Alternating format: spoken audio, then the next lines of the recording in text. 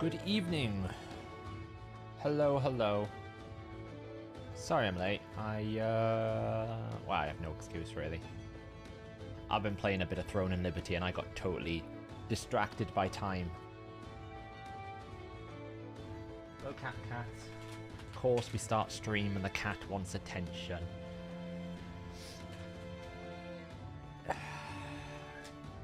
Yeah, it's a great game. Now, I was trying to do one of those. For some reason, they have some side quests that are like silly little puzzle quests where you have to, like, I don't know, jump across the right stones and hit the right thing in the right sequence. And I got stuck there for a good 15 minutes.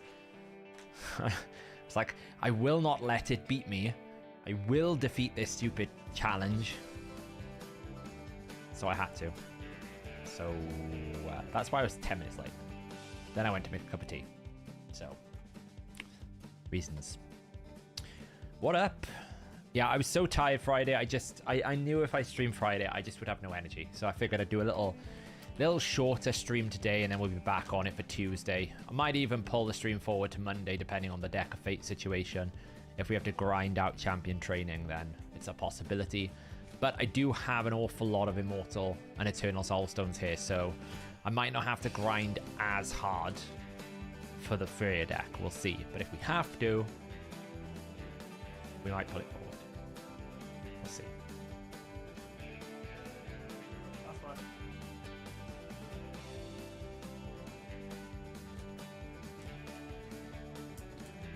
fine. Will they sell Deck of Fate coins? I don't think they normally do. Right? They don't normally sell Deck of Fate coins for those.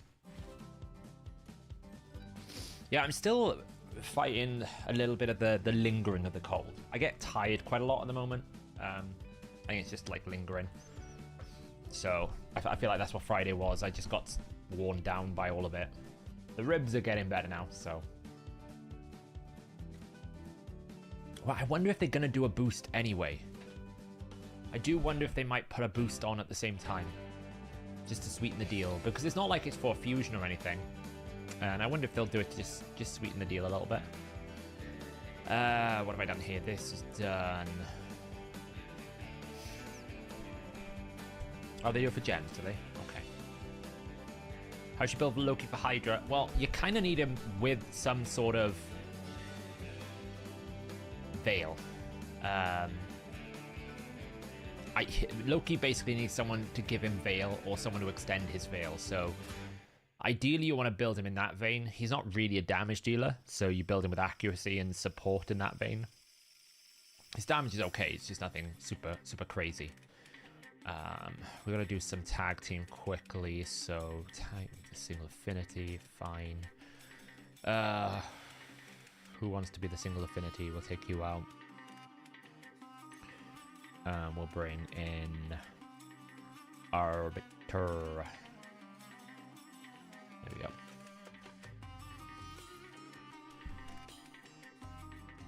Yeah, I'm planning on doing a full optimizer guide video. I feel like it's timely. So that's what I'm currently planning to do. I got Packmaster video coming out. I'm trying to get back into the swing of doing videos more regularly. It is on. I'm a bit annoyed with my not so much annoyed. I'm just a bit frustrated with myself that I haven't been able to do all the videos I would want to do. So we're trying to get back into the swing of things.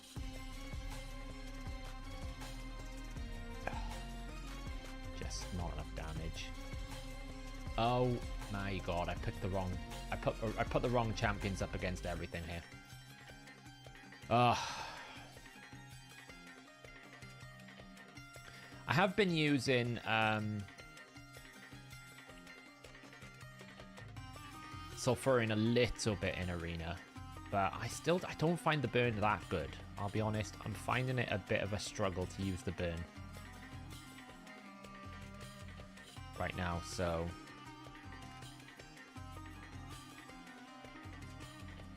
I don't find it quite breaks Stone Skin.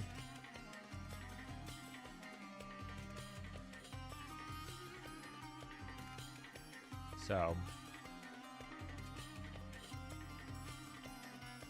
well, there's single affinity. Now let's just put the things in the right order. Take you away, bring back Carnage, and we should be good. Throne of Liberty's MMO.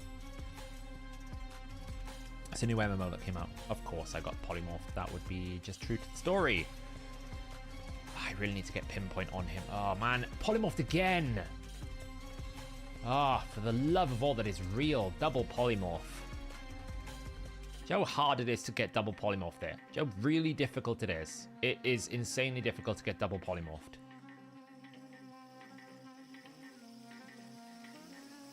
Well, I don't know why I ran this.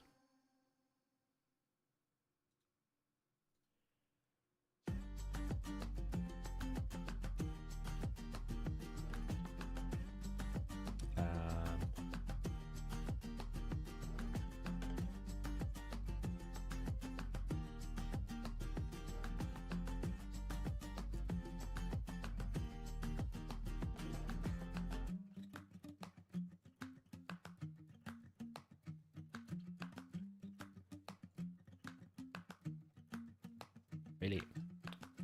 Just end them both. Oh, come on. Thank you. All right, well, we'll leave him. Whatever. Doesn't really matter. Let's do you. Let's do you.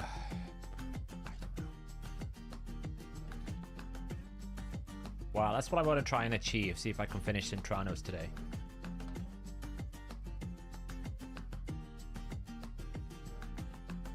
All right. Slow him down. Burn up. Let's get rid of... Triple weak hit. Are you serious? Oh, man. Triple... Nothing worse than triple weak hit. Now he's going to revive everyone. Oh, never mind. He died.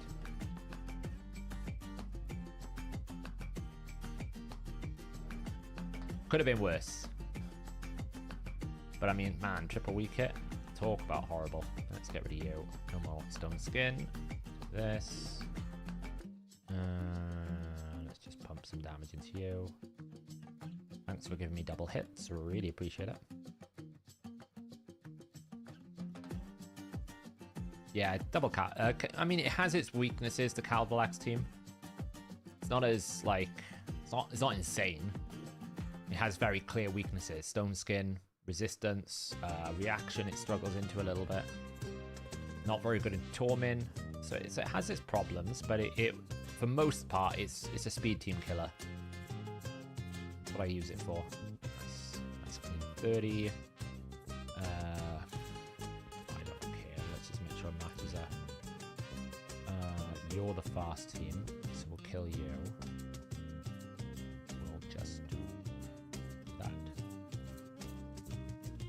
I should get my hands on Odin, but I can't really build him with enough stats. Would you advise me to go full speed accuracy? I mean, depends where you're going to play him, Yaroslav. Where is the intended play? Where are you going to play him? See, this is the problem I've got, right? Effectively, if they have stone skin already, you don't get the burnout, which means that I'm just... hoping I can get a block revive here. That beautiful. Yeah, but the problem is it only melts the stone skin if they're not already in stone skin. If they're already in stone skin, it does nothing. Because you can't place burn on stone skin. I mean, it's the fundamental thing about it. You saw there, like, the three of them were in stone skin, and now I can't, now he's basically a bit of a bot. That's what I'm finding with him. The thing about Gizmak is he puts it up before, I believe he puts it up before stone skin goes on. A bit like Calvalax.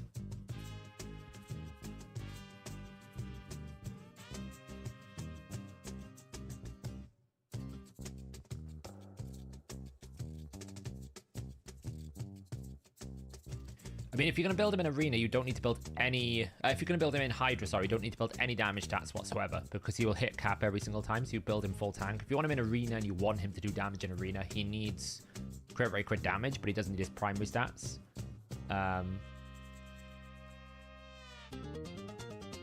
So it really depends on...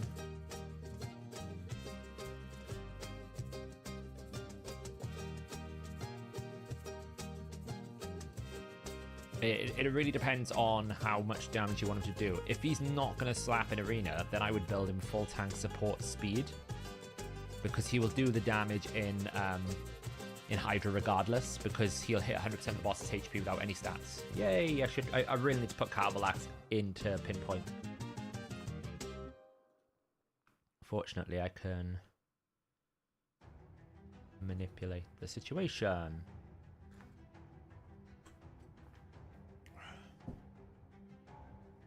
Well, so far I've noticed if it does go on Stone Skin, it does not work very well.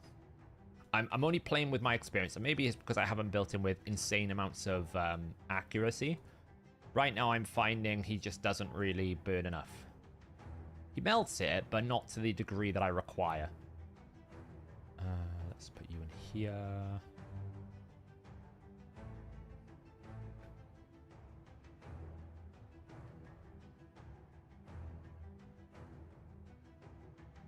Wow, brilliant. Okay, somehow I did land.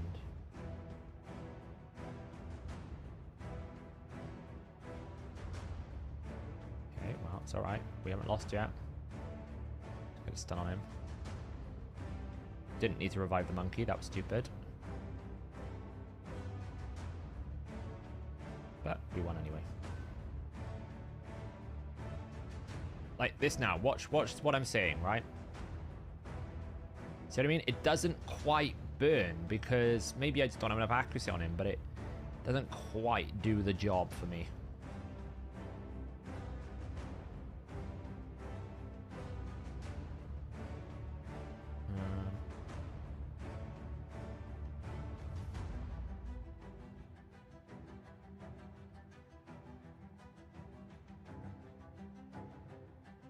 I'm just basically screwed because our man's has got control of the fight.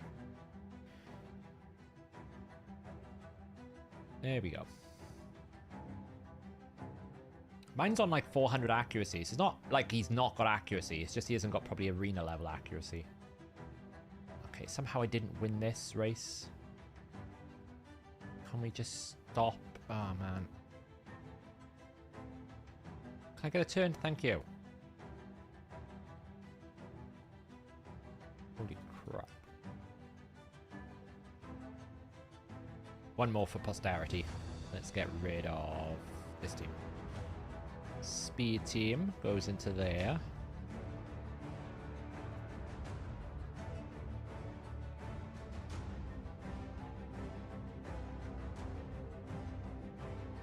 Yeah, but I mean he's only 1 star, so that's why I haven't done that.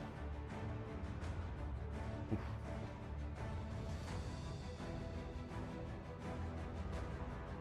Let's get some resetting going. Boom, boom. Oh, you died.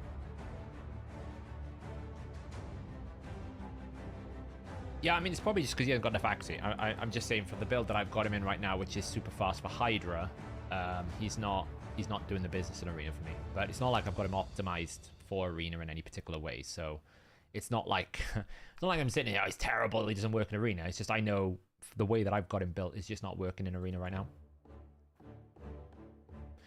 Thank you so much for setting up this wonderful double hit for me. I really appreciate the shield, Thrala. Thank you so much. Hopefully our man gets back to his turn meter. Damn, I need to kind of save that A3. Shouldn't do any too much damage to me. Stone skin. Oh, no, didn't get it. Really don't like Mithrala's petrification I could get here. Alright, we get double pumped. Ooh, that hurts. Okay, we need to just one pump them. Can we kill? Oh, I'm getting killed by Harima. Oh, that was close. What do I think of Playroom's complex Hydra work is? I think they're going to completely nuke all the current strategies. If they do, if they're saying there's a complex testing, they are going to completely, I would suggest, rebuild the entire process and concept of Hydra. As in, what they normally do is they kind of like dive into mechanics and make them harder, or extend them, or something like that, I would say. If they're saying there's a complex level, it is not just that they target hitting one champion or two champions. It means they're going to look at the system as a whole and basically target subset systems, right? That's what they mean by large scale. They're not targeting champions, they're targeting the system. Which is good. That's what it should do. It should target the systems, not the champions, because people will be far happier having to do new systems than new champions. I don't think they're clueless. I just think sometimes they overthink things. We need to use a rare champion. That's fine.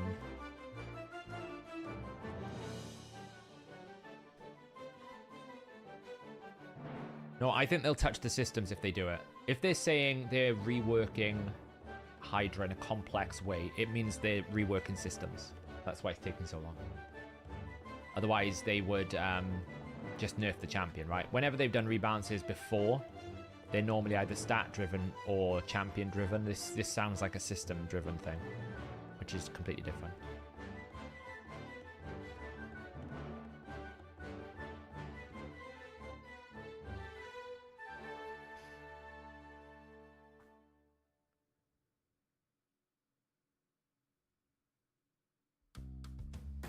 I mean, they never said...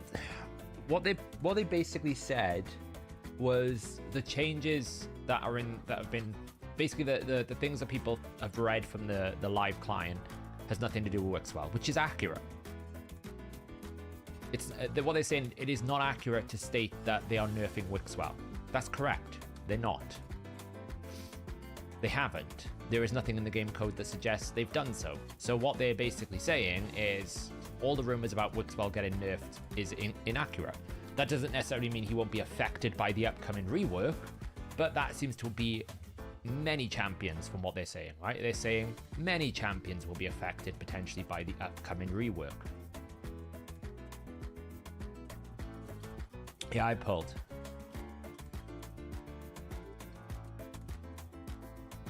Cowlight, I think the only concern Cowlight has is he doesn't go through Stone Skin.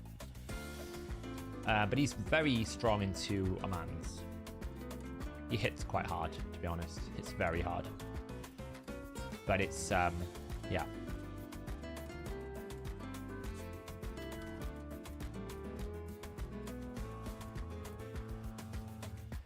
Yeah, so basically what I want to try and do is see if I can get the stage 14 down. It's the only thing I've got left in Sintranos to do, and it's obviously the last day of Sintranos, so I'd like to get that down. If you check out the new Uni Champion, Aragaz and Quaster. I mean, Quaster's just a rare. The problem is, the problem with rarity in the game now is you lose too many stats when you have a blessing.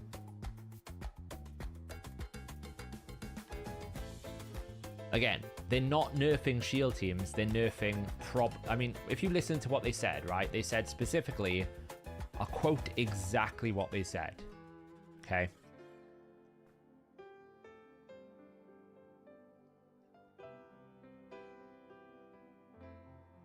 In essence, the changes in question are aimed at preventing the few overpowered teams from thoroughly dominating any other champion combinations. So quite clearly, they're going to start with Trunda, right? They're saying they are looking at teams, the teams which are overpowering, and then they are targeting those extreme case scenarios. So there's probably going to be Trunda, it's probably going to be Yannicka teams, it's probably going to be Aesolin teams, it's probably going to be the mechanics in which you can artificially get billions of damage through some sort of cheese strategy. That is what this means. They are going to go in and they're going to nuke cheese strategies, which is absolutely what they should do. They absolutely should do that. They should go in and find every mechanic that doesn't properly require you to build around Hydra and nuke it. And that's not me saying because it's not fun. It's me going, we're only meant to do 36 million damage to a Hydra head. Why do we need to do 12 billion? Right? It's stupid. So basically, go in, find every single strategy that is a cheese strategy, and nuke it. That's what it should do.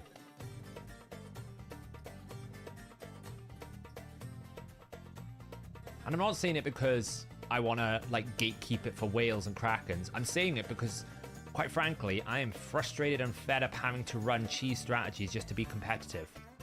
Because building a proper team in Hydra doesn't really matter anymore.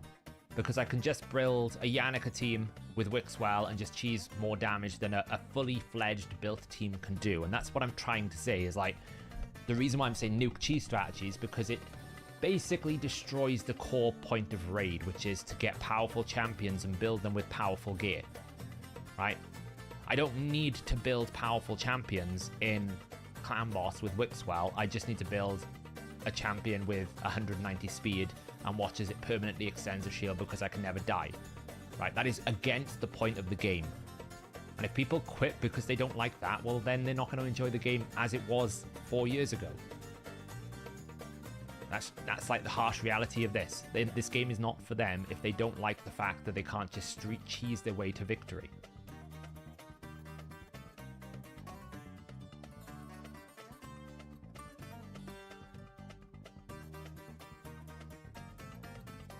The biggest problem I have is, in order for them to combat cheese right now, they're effectively creating extremely complex mechanics that wouldn't need to be so complex, right? Amius is a classic example of this. He's so complicated because they're trying to make a boss fight challenging against a backdrop of people just going, well, I can just run 3 nukes and one-shot it. I could just run this and one-shot it. So they tried to make a more complicated boss. The problem is they made it so complicated that people can't play it unless you've got the cheese strategies. So, you know, this being a cheese strategy here, where I just hit it with Fushan at 6-star, right? It's kind of a cheese strategy.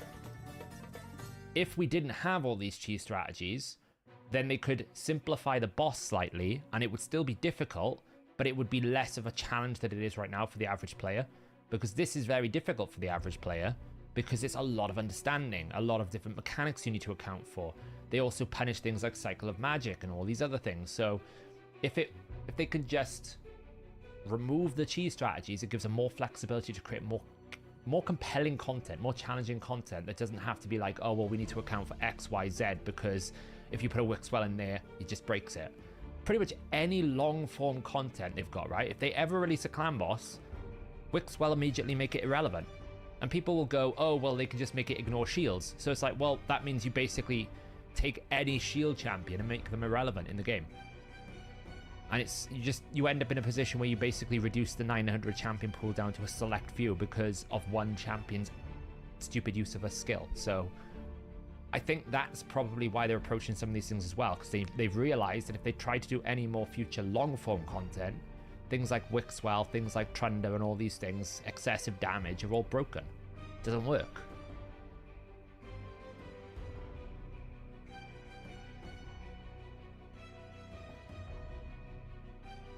So yeah, what I mean is the shield only works with Wixwell and Aesolin. So if you take Wixwell out, Yannicka teams don't work. Right? That's what I'm trying to say. So you've got an extreme example.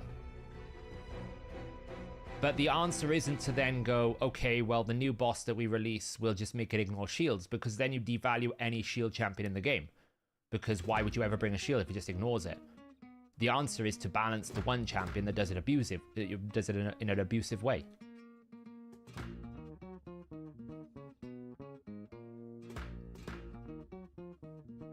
Yeah, I mean, that's a reductive argument, Lillian. You're basically saying, tell me all the champions that can one-shot Taras in the game. I'm not answering balance. And also, you're assuming that I have an opinion that we don't need to solve that problem as well. It's a fairly clear opinion that I would say, yes. I've said it in the past, that it's stupid that we're remaining with the only answer to the Fairhead is Shamael most of the time. Right? I'm not saying that there aren't other issues to solve. What I'm saying is if you want to have future new content, you can't have a champion that can basically put a shield up that will never decline. It's just stupid. It doesn't work. I said this when he came out. I got shouted at, but I was true.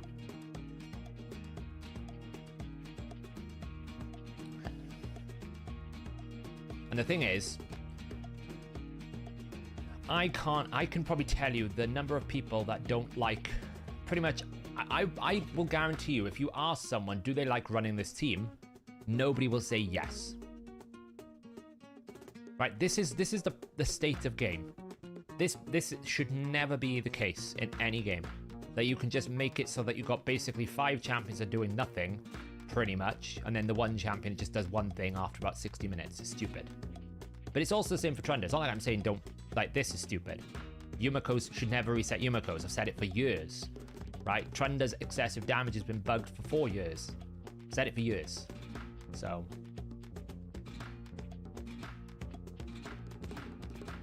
how many chickens? I don't know. We'll have to see. But yes, I do agree, by the way, with the accessory argument. Ever since we've had more variable sets with 9 pieces, it just becomes really difficult to manage this right now. Because the problem with the difference with adding a new artifact set is I only need to collect 1 set of those artifacts. The issue with accessories is I now need to collect 16 times of those accessories because I need 1 for all the factions. It's very exponential.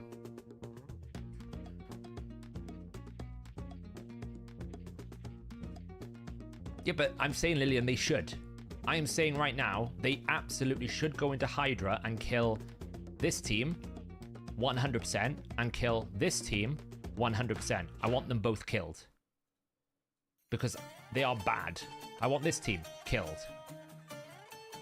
It is brain dead, right? This team, which is being built to do damage with a 5-star Thor and a Teox, can't get close to this team. Right? Even my best Nightmare team, when I put all of my best skill and all of my best champions, still can't get close to this stupid team. And it's not even like you need to build Yannicka with any degree of strength. Right? At least with Trunda, you can make the argument that to get Trunda to do what you need to do, you need a very strong Trunda build. You don't even need strong builds here. You just need to be able to build the team in a way that is able to sustain the stats.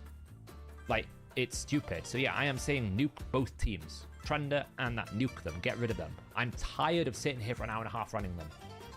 It's so bad. Right? Even look, a Toshiro can't even get close.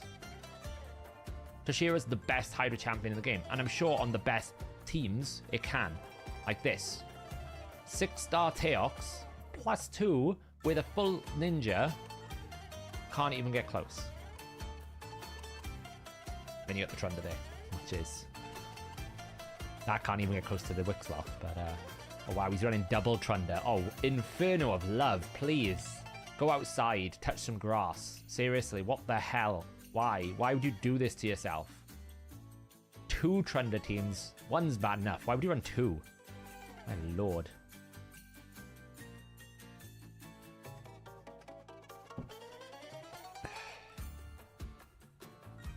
But again, I remind what I said at the start is, we're only meant to be doing 36.6 million. So if they nuke the whole system back down to 36.6 million, again, I'm absolutely fine. The point of Hydra was never meant to be this. How many billions can you get, right? They've turned Hydra into a training dummy these days, and it's so dull. It's like, it's boring. Right, we've done that. Cool. I think I've done my dailies, which is great. Now, the only thing is, I got really bad luck. I got no... I'm really low rolling on the epic, so I still need to get 600 points. So I might have to pull some sacreds, honestly. I've got plenty of them, but I have been absolutely done in by voids. Don't think there's one in the clan shop, so we can't get that. I don't have one here.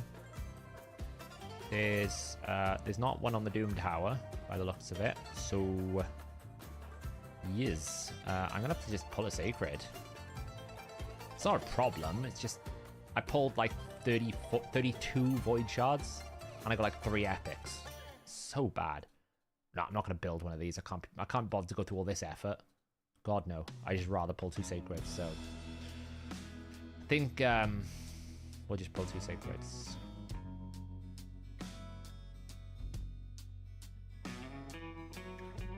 I'm still waiting to get a 9 out of 9 set of Feral Hope. I'm like 8 out of 9 on a couple of factions, but I'm not quite there yet. So hopefully the next siege I will be if we win. So, hi Chloe. I'm alright. I'm getting there. I'm feeling a bit better now.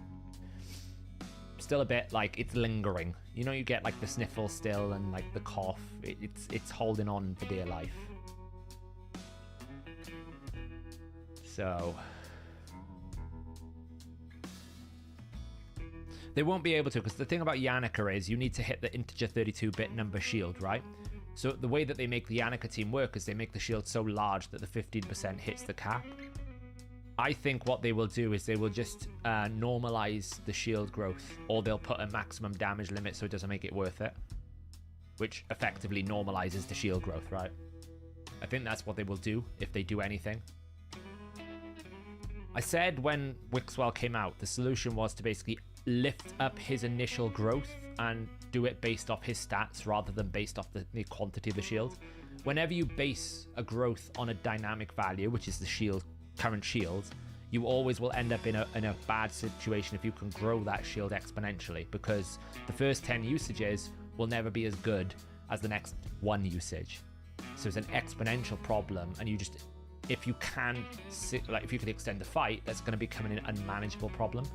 If they just basically make it so the initial shield growth is much stronger because it's based on his defense or something, then you will find that it's a better skill because it's better up front, but it means you still have to build a proper team. It's not like you can't run a Wixwell team in Clan Boss. It just shouldn't allow you to run a Wixwell team with a bunch of level 50s and geomancer and do 400 million damage. That's stupid, right? The whole point is you're meant to build teams and build champions. You're not meant to just be able to circumnavigate the game content because one guy can do one shield and an extreme value.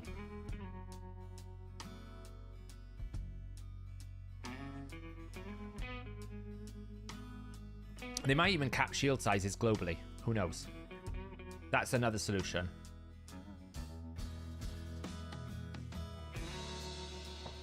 I think it's very difficult to do that, Jacob. It's very difficult to decay in live arena. You have to intentionally lose 10 times in a row, which inevitably is not worth it. You might as well try, because I'd rather lose half the fights than lose 100% of the fights to basically win a handful of fights and go straight back up to gold.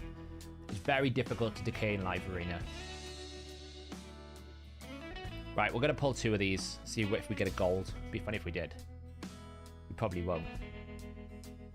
A Tomo.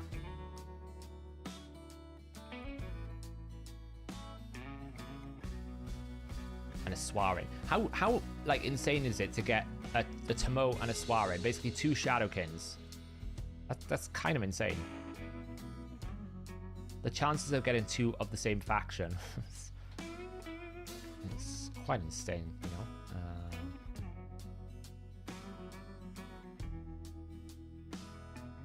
I don't need to pull another Sacred. I can just pull some greens.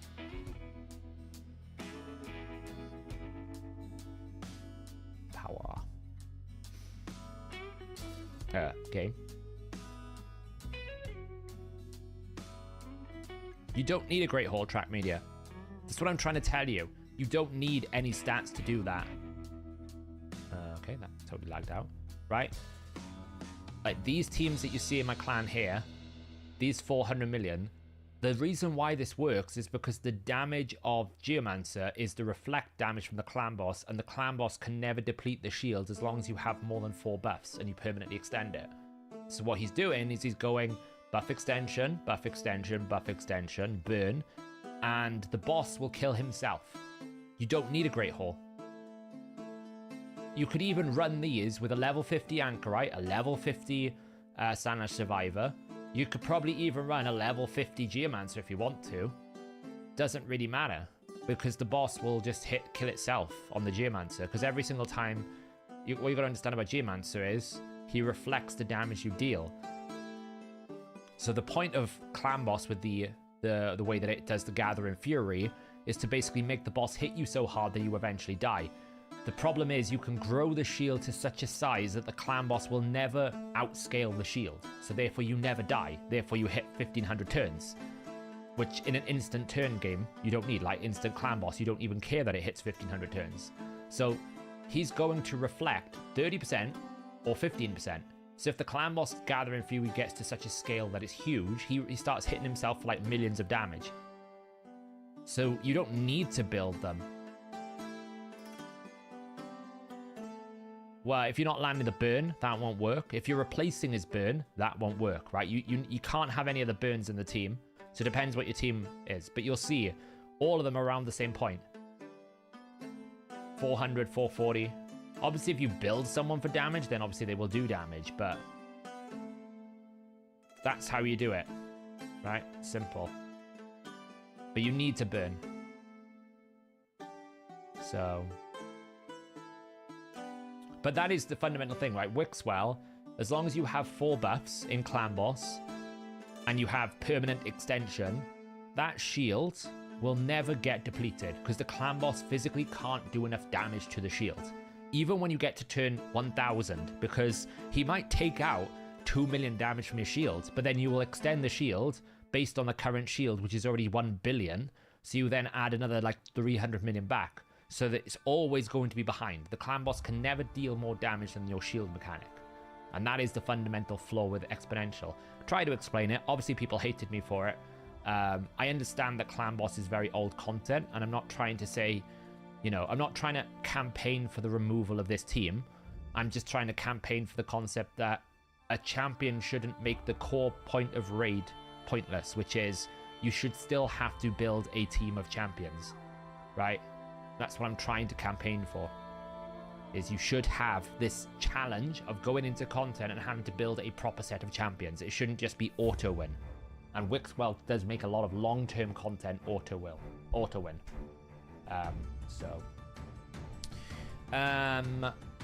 I also want to try today, in the limited time we've got today, to see if I can get some of these 25 turns done. Now, annoyingly, I'm very close to the 10 turns in Sand Devil, but it has to be under 10 turns. And I'm like, oh, I don't know how to do it. I'd have to maybe like nuke the speed on Newt for temporarily. But I need to save a turn, because I could do it in 10 turns. I need to do it in 9, and I don't know how to do it in 9. I think I'm going to have to nuke Newt speed so that Marius goes before Newt. I think. Because I think what I need to make it do is Adlin, Riho, Clan Boss takes, the Sand Devil takes a turn, Newt, Marius, Nia, reset Marius, nuke. I think. 1, 2, 3, 4, 5, 6, 7, 8, 9. I can't remember what that 8 team is. I think I need to slow Newt down. As long as Newt goes after Marius, it should be okay. So I just need to make him like 239. So what we're gonna do is we're gonna go in here. We're gonna use one of our 1 hour free tokens, which we've been saving up.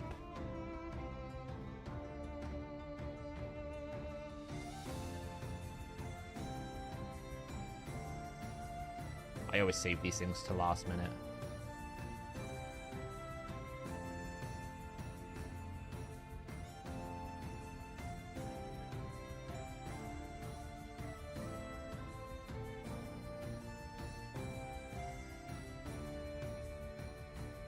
Alright, well, just gotta wait a few turns. Thanks for that revive on death. Really felt good about that. There we go. Okay, so Newt right now is super fast. So Newt, what we're going to do is we're going to save his current build.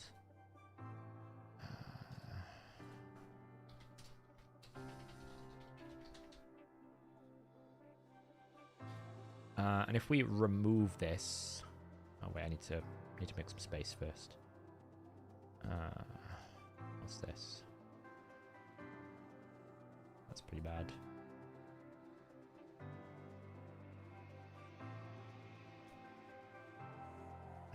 Yes, I want to remove it.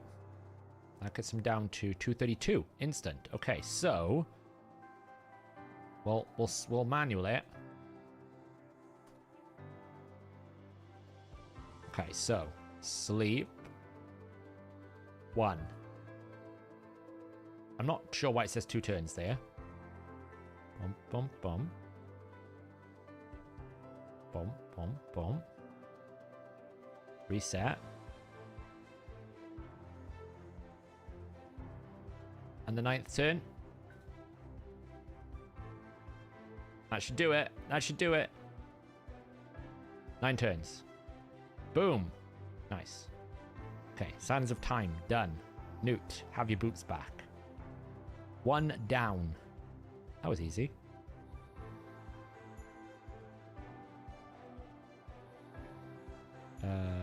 Where's your boots? Where's your boots? Where's your boots? Put them back on. Okay. Right, what other challenges have we got here? I've almost done the Keep Conqueror. I totally forgot one of them.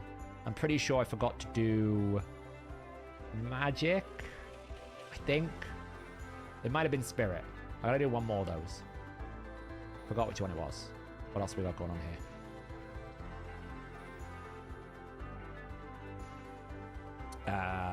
We've got Iron Twins Fortress in 40 minutes. This one's going to be difficult because I don't use my usual team here. So I think we're going to have to do some shenanigans. So we're going to do this. We're going to do that. Right, how do we run this now? I can do 60% in 2 turns. I've got to somehow survive.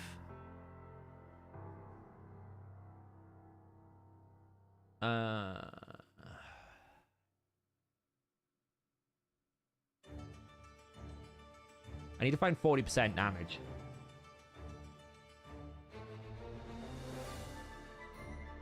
Nah, my geomancer team is too tanky, and it puts too many debuffs these days.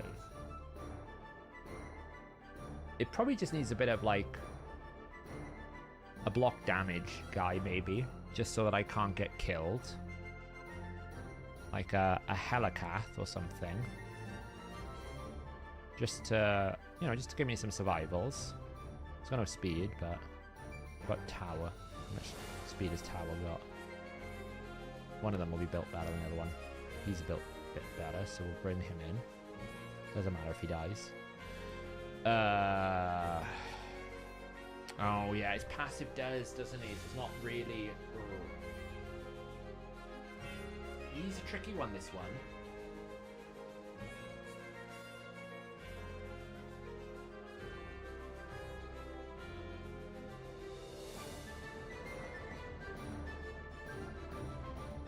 Yeah, it's probably not ideal to do like this. It's a tricky one. Ninja Marius. I could do Ninja. I mean, it's built really squishy at the moment. I don't use Ninja anymore.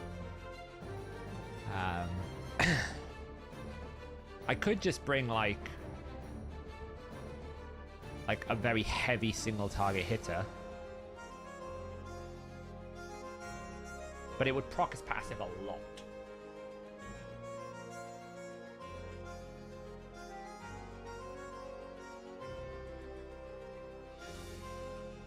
I'm trying to think who would be my strongest single target A1 that doesn't multi-hit, which is the fun part, because there's a lot of multi-hitters that are strong these days.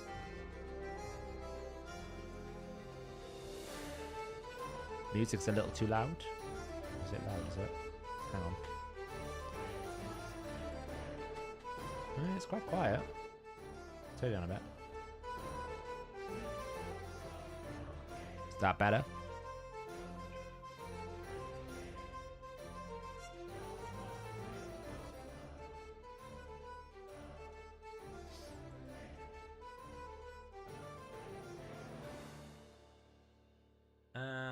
Yeah, I could do Krisk. What are you doing, Cat? You woke up, have you? Now you've chosen violence. You woke up and chose violence.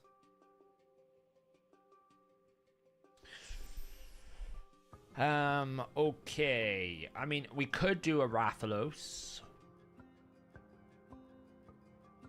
Don't get the hype for the badges. It's just a completion thing. It's just fun for completion's sake. The problem is we need to make Rathalos do 5 turns to get his passive, which is quite hard. You know, it's kind of like... I mean, we could power him through with the Teox counterattack. And use, like, Michinaki to burn. Maybe. I think Michinaki's got a little bit less, which is great. Maybe we bring Packmaster in. And then something to somehow keep the team alive. I don't really know how.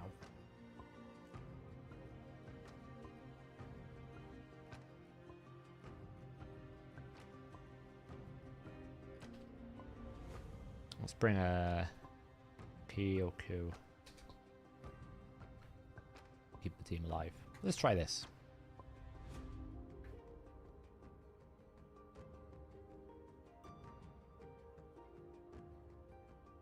I was kind of hoping for a hex there. Yeah, I mean, he hits hard enough to nearly kill me, though.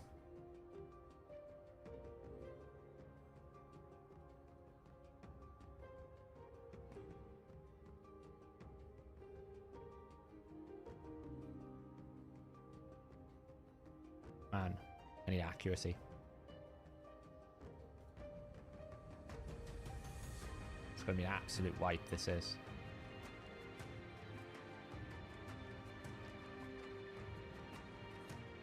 Alright.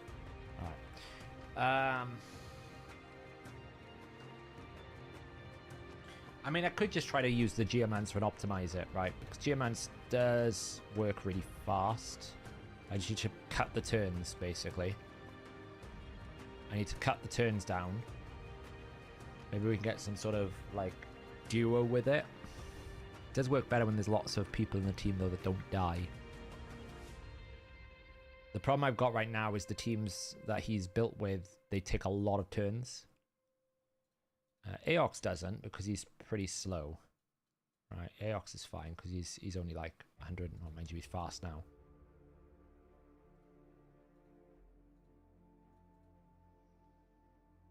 The challenge is if I get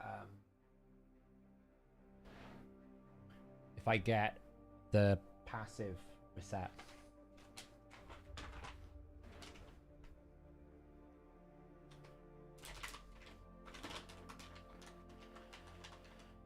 Yeah, we can try that.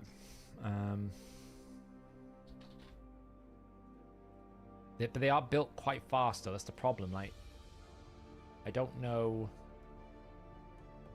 You know, these guys are built fast because they're built for my Trunder team. They'll take a lot of turns, which I don't really want, but we might be alright.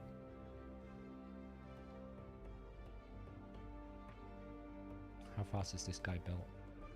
See that? I can't have too many quick guys.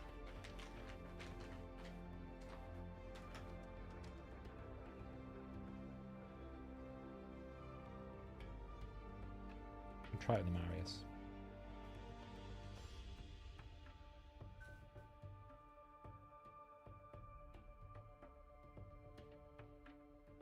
That's 2 turns.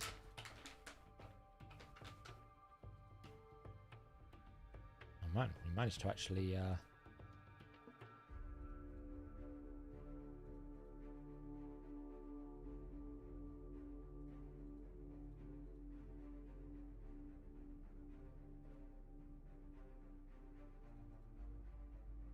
there's the proc.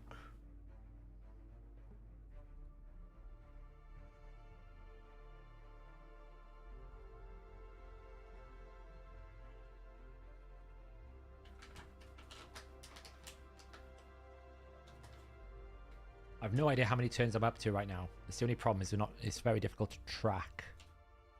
My gut says I'm already over it though.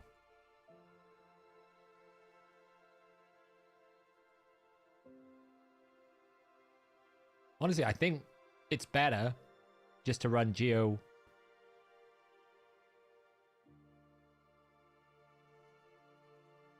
I got a feeling it's just better to run Geo Marius, Nuke Marius and try to max HP it.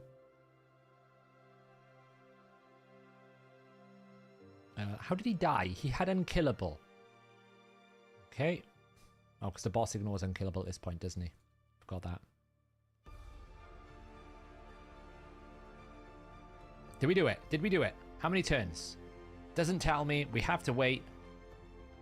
Yes, we did. Excellent. Scrap metal. That was easy enough. Don't know why I overthought that.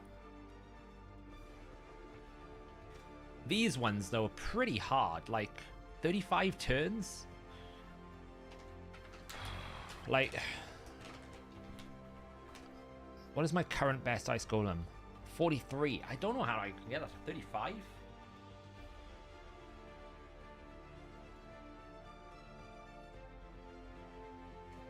$35 is hard. I'd have to sub out Maybe Sulfurian comes in. Maybe.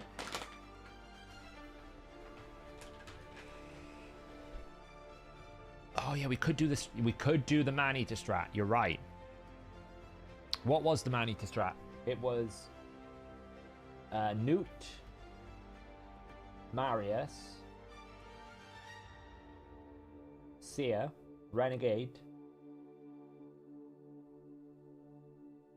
What was the double Man-Eater strat?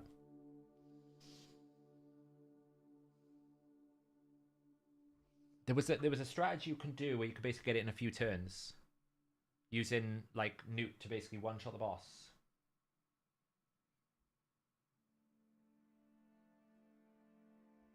So I don't have a Siegfried, so I'll have to use Seer. Yeah, maybe we can just throw in a Newt just to speed up the process. Let's try that. So we'll have to manual it. Let's try it. Okay, so first things first. We will just throw this out. 1, 3, nuke.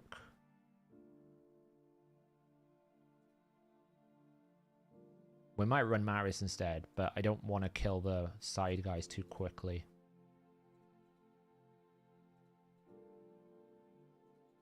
Running Newt adds a lot of turns on the wave. That's the only downside. Right, so we got to kill this.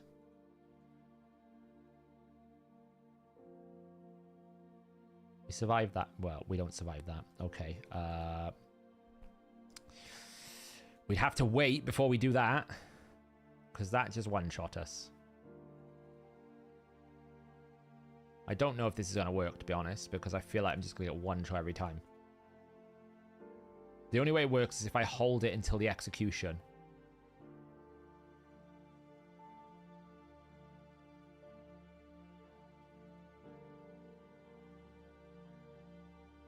Yeah, wow. That is true, hence the Man-Eater, but who the hell does the Man-Eater replace? Could be Ghostborn.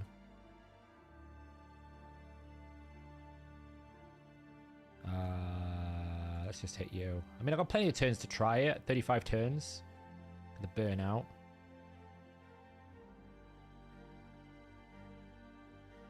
Right, there's that. Get a decreased attack on the boss. Now throw this. I don't mind proccing at this point because we can survive that. Oh, just... What? Oh! Okay, we're going to need Man-Eater.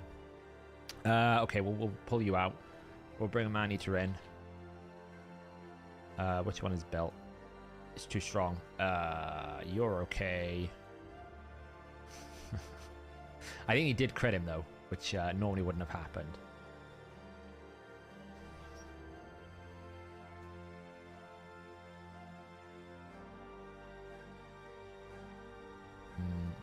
We can do the first one here. The thing is, my Seer is so strong, she doesn't really need an awful lot.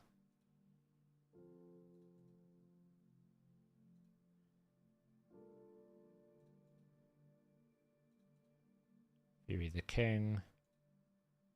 She can one-shot these waves pretty comfortably. So we'll just wait. Burn it out.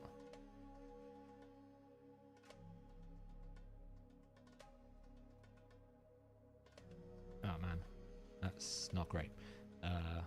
That is really not good. Okay, kind of messed this up a little bit, but it should be okay. He survived. Actually ideal. Unkillable. I've got 10 turns to do it in. It's not looking good right now. Okay, you whack him. It's good. Boof. Boof.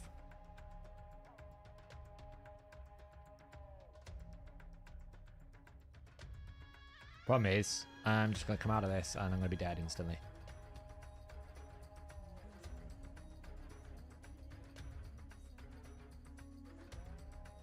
I might recover. Not going to have enough turns. I need another A3. He's not going to have it. 34. Ah, it's quite hard, you know, this one. This one is quite hard. I might have to run just to double max HP. Rather than try and run this.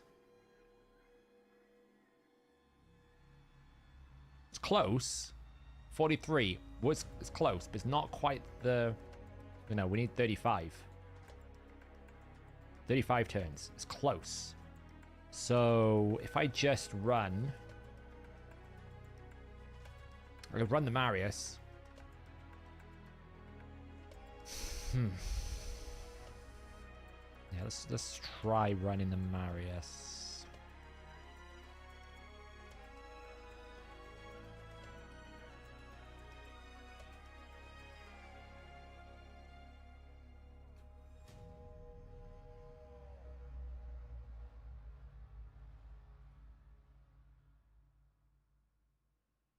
Let's make sure we kill.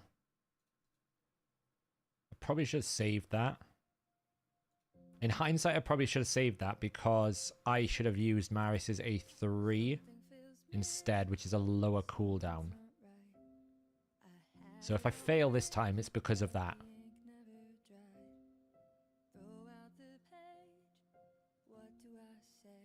That I should have saved that, which I think we will end up failing. We can drop his turn meter here.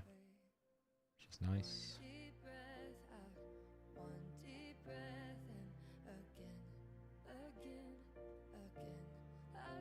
It still hasn't got enough accuracy. Back. Drop.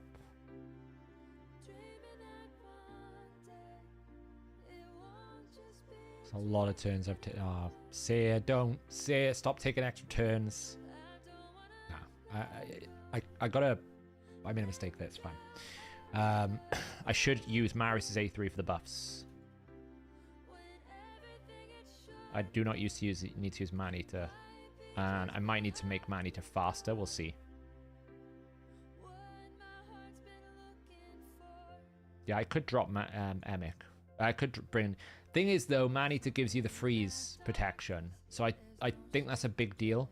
You don't want to get frozen when the boss counterattacks. That's probably why I need to use him more than anything else.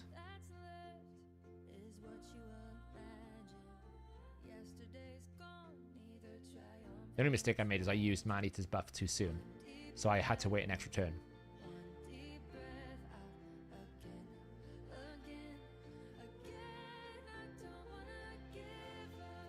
Like now I can use it, see? Where I couldn't before. So now we do double nuke. First. Second.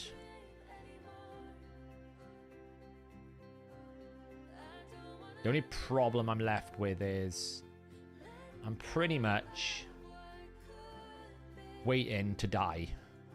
I need this to siphon like that. That's great.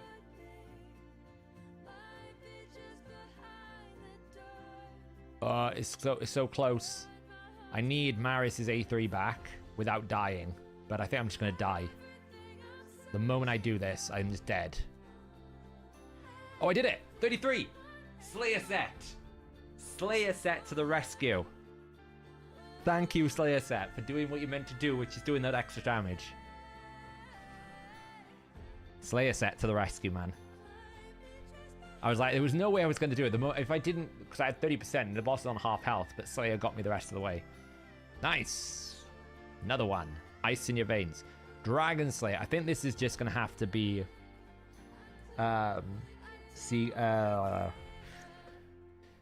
What is the fastest I've ever done Dragon? 24 turns. Okay, that is basically using Stultus. I'm pretty sure. This is bringing him out. I'm bringing Stultus. Pretty sure. Let's find out. I could bring double Stultus, but...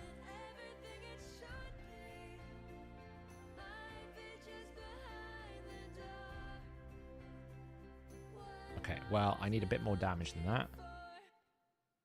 It's fine. Some buffs.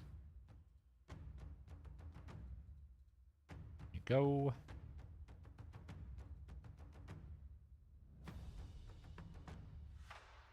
Buff. Man, I'm taking too many turns on these waves. 13 turns. I don't know if I'm going to get this. Don't need increased defense at this point.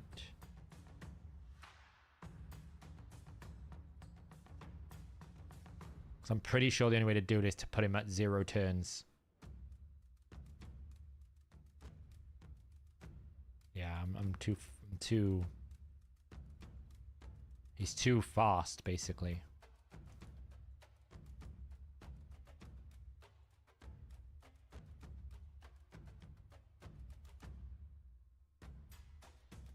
It's close, but 25 turns? That's going to need to have a 0 speed Stultus, I think. It's the only way you can do it. I did it. I remember I did it because he had 0 like speed. I had him at like 112 speed in basically 2-turn Stone Skin. And he would just basically sit there and get pumped.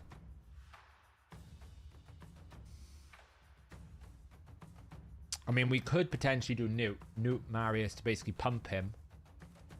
But I've got to cut 10 turns. Which we could do. I mean, the waves are pretty small.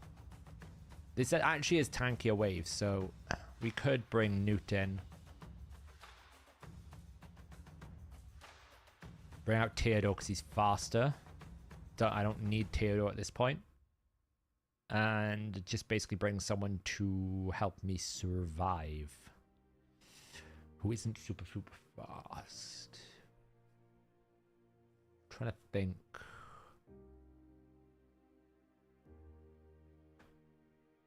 The obvious choice. Our dear friend and fellow.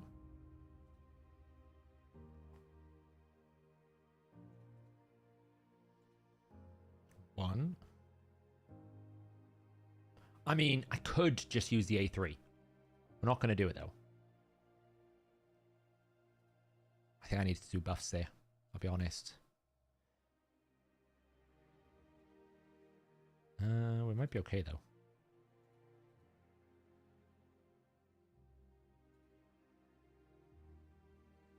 Some cunning strategies to make this work.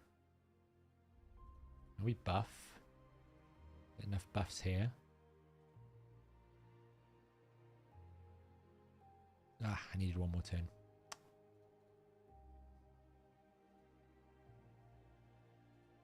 It's going to cost me too many turns. Just tried it. Man, I've lost too many turns this Wraith.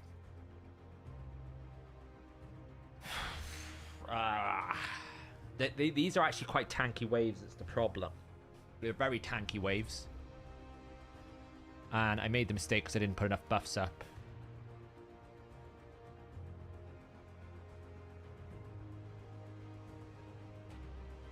Which meant I didn't have this chain.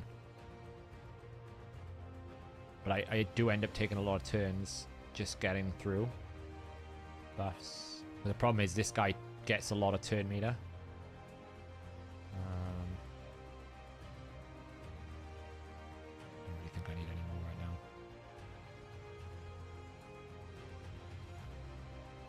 13 turns. Okay, I've got a few. Let's just do the first one.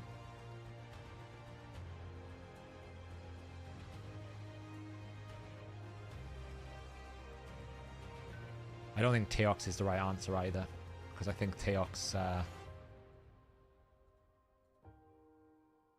he needs debuffs, so I think Teox is the wrong choice. I should have just brought another reset, I think. Oh, it's going to be 2. Yeah, I just need another reset. I think Emic. Bring him out. Bring in... Maybe it's a double renegade solution. Reset the first wave, reset the second wave. Yeah, maybe that's the way. Which one of you is slow, but built like a tank? You.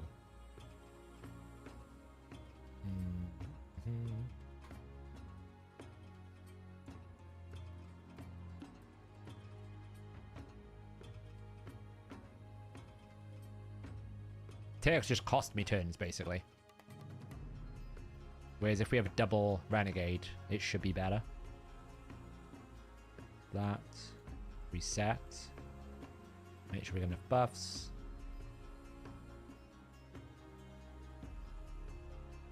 Nuke. Now we can go max HP. We don't need that one. 1, 2, 3.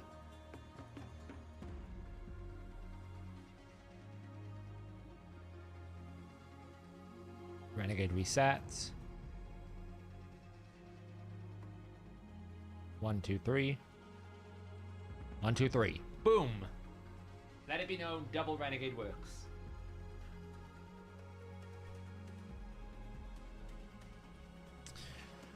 Things you can do when you don't have a Yumiko and Kaimar. Renegade is the answer.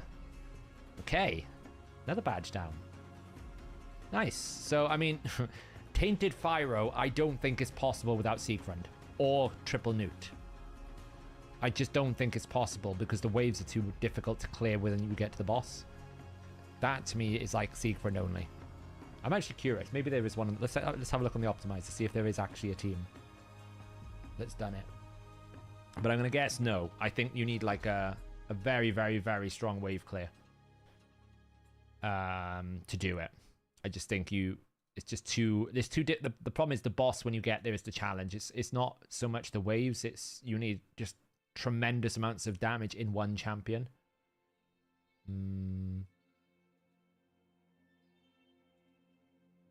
Turns. I want to see turns. Maximum turns of, what is it, 25? Oh, that's a lot of turn. It's got to be under 25 as well, so maximum of 24. Oh, there is teams. I tell a lie. There are teams that do it. Okay. There's actually teams, believe it or not. One of them is a Martyr, Coldheart, Padraig, Newt, Marius. That's got to be 6 stars. Surely. 6-star Coldheart. The hell do they do it? Okay, so you open with Martyr at 255. You take the hit. I mean, how are you killing the first wave? That's crazy to me.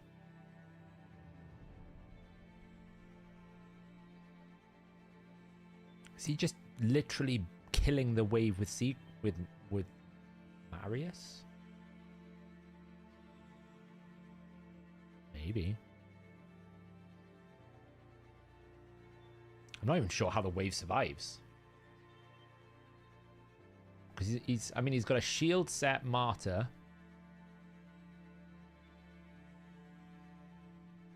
I'm curious. Let's just see how good.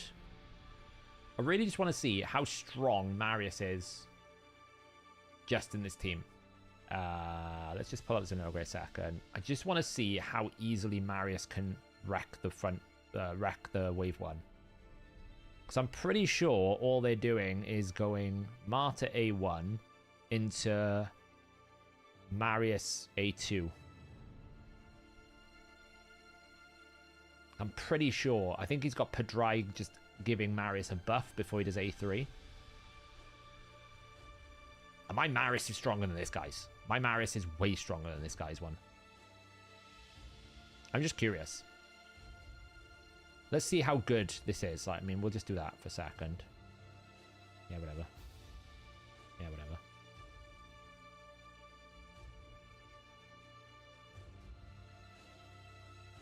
Okay, that Marius wrecks the wave. Okay, well, this is interesting.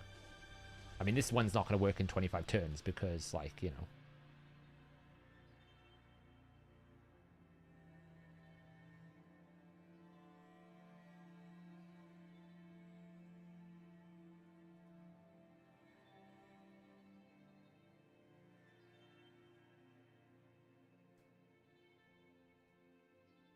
Problem is getting back around to the A2 and wave 2, you know.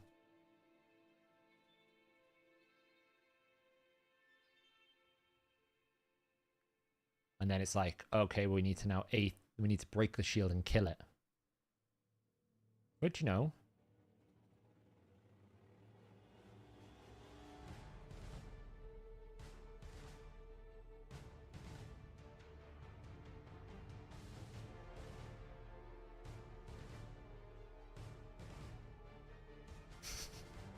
Boom. I mean, the concept is, though, I did not expect Marius to be able to clear the wave. Marius is able to clear the wave. Which in itself is quite impressive. And I could substitute Cold Heart for Neldor. But then again, Cold Heart's bringing a 10% max HP. So he's basically getting to wave 3. And he's basically going Death or Glory. So that's 30%. No, he's opening with A1. And then he's doing Death of Glory on the boss for A2. He's breaching the shield. Yeah, so basically he does 30%, 30%, 10%. So 70%. And then he's got Soul Reap for Newt. So the only thing is, Newt at 5... It's a bit of a weird thing with 5-star Newt. You kind of don't need 5-star Newt. And the reason why I say this is... Newt is great at 4-star. Because you've got the threshold at 8%. And you can't do more than 10% for endgame bosses anyway. So it's like, well, if I got a 5%, I'm only really gaining 2% to the target threshold. But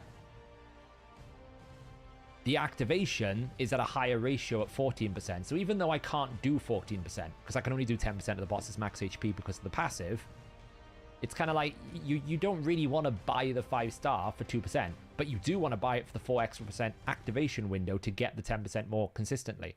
It's a bit of a weird one. I've seen it pop up in my soul merchant a few times. I'm like, should I? And I'm like, but I'm basically buying 2%. I don't really need the accuracy because he's fine. And I'm like, ugh. We might actually rebuild my finite team based on this. That has given me some insights into what I can do. I did not think Marius would be able to just wipe the wave with one go. That's quite impressive, you know. So I'm shocked by this one as well, but I think it's because I rarely do I ever go the full 950. Very rarely. I normally skip 1 or 2 masteries. I expected this to be higher for me. I'm quite shocked by this.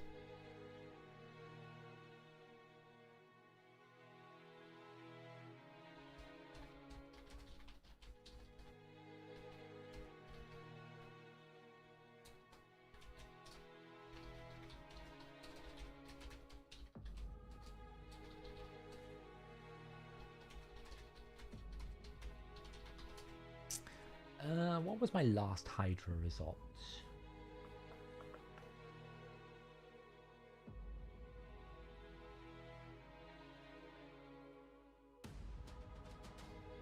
I'm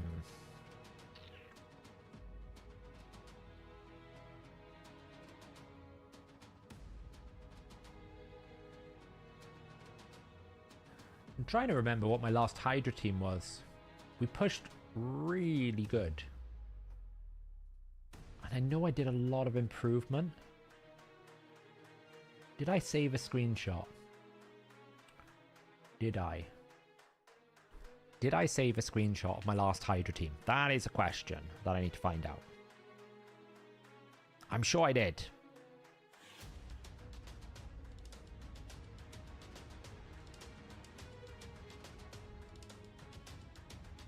Or did I save everything apart from my last Nightmare team? I bet I did. Save the brutal one. Did I not save? Oh, that sucks. I didn't. Ah, damn it. The Nightmare difficulty one I did last stream, or the stream before. I'm sure it was bigger than 1.09. But I can't remember how much it went to. Let me see if I can find it. We save a lot in the clan reference, so I wonder if I... Because I hit 31 bill last time. I'm sure I hit a lot more. I could probably find it in my VOD somewhere.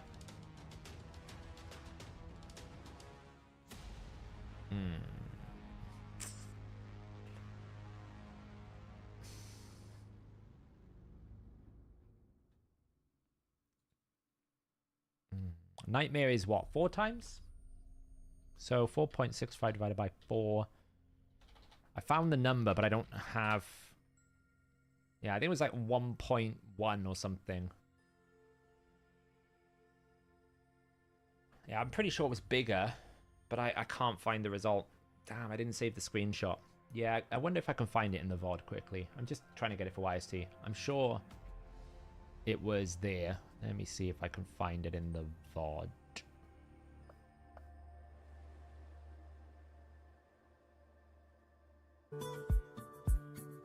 Let's see. We've got to dodge adverts first. Basically funding my own ad revenue here. Where did we get to? Oh, still going. Oh, there we go. Okay. Oh, no, it wasn't. It was still 1.09 billion.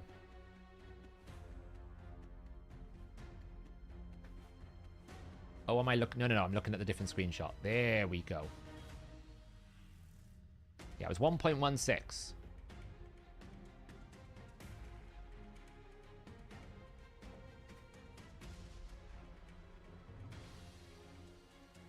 $1.16. There we go.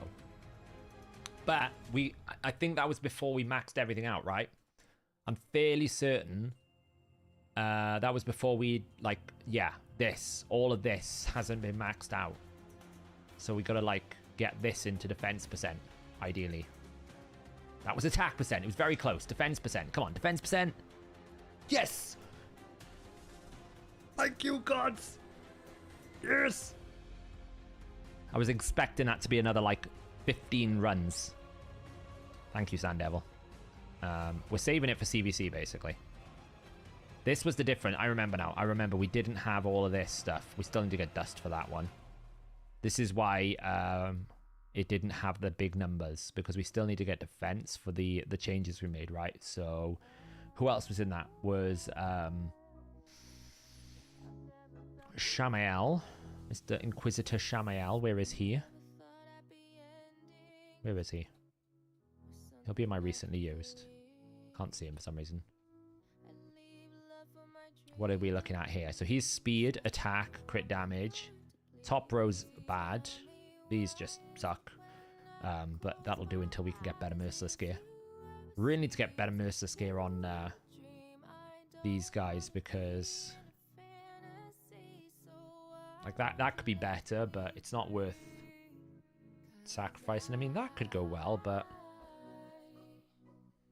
it's not worth dropping the HP and drop the attack at the moment.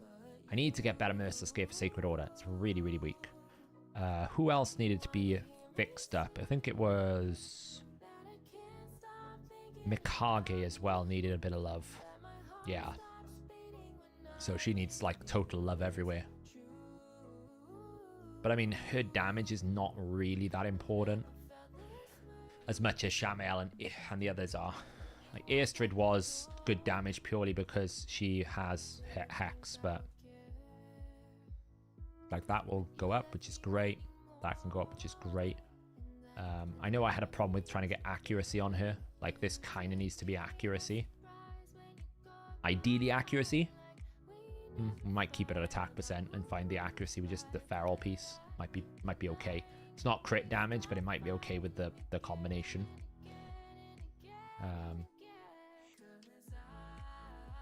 Is it worth to build a second geo? Sorry, I missed all the questions when I was trying to sort this all out.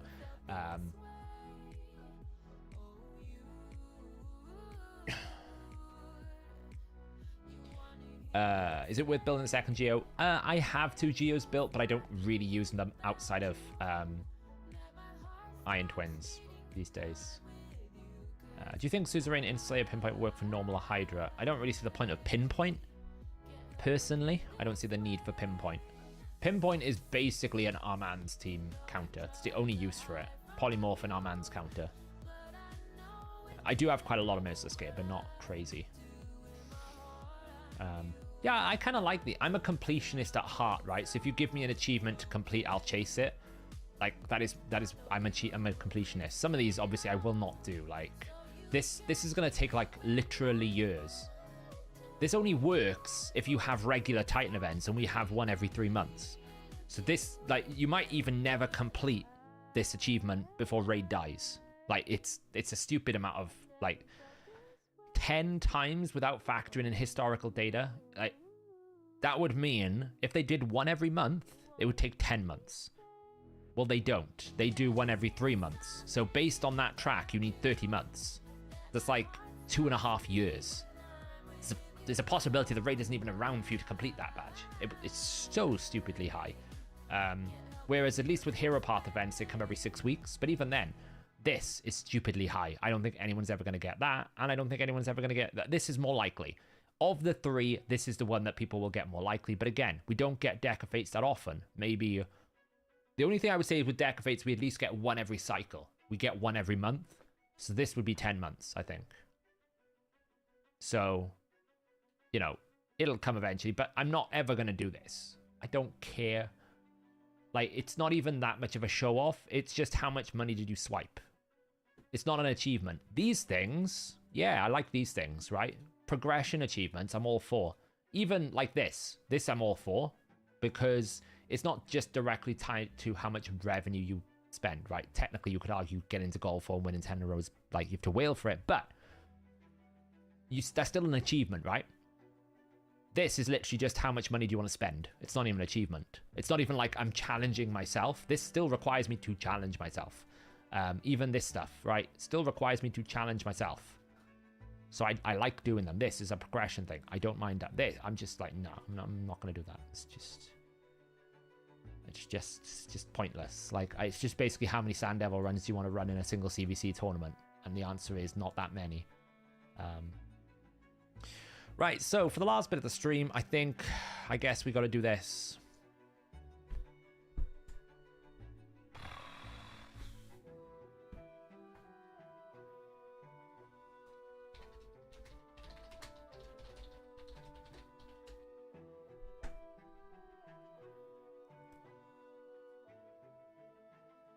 I don't know how to do this. I don't even know if I can do this, if I'm being honest, because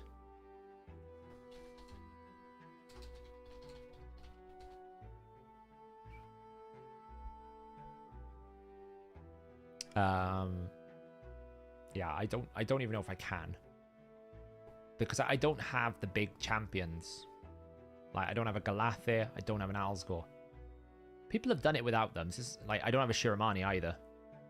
So I don't have Galathe, Shiramani, Alsgor, this dude and Alsgor. Has someone done it before in the optimizer that I can just not use my brain today? Let's have a look. Curse City, Soul Cross, Hard, Stage 14. Find a team. What are the restrictions? The restrictions are High Elves, Sacred Order, Barbarians, Force. Oh, there's 8 teams. Okay.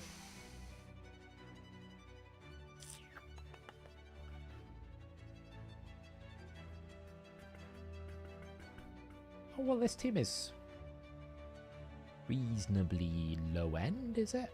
I mean, it's a very strong Sentinel. And we've only got a...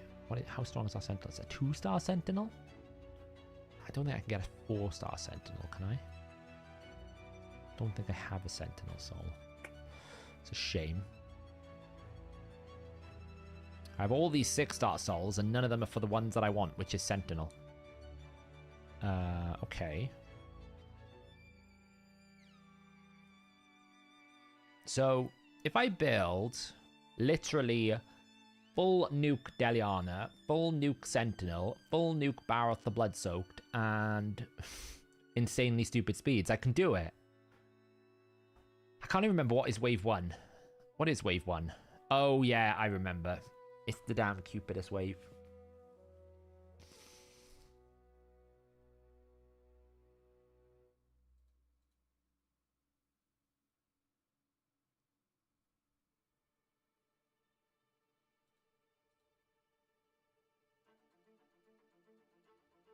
The problem is, when you get chunked so hard, it's just ridiculous. I mean,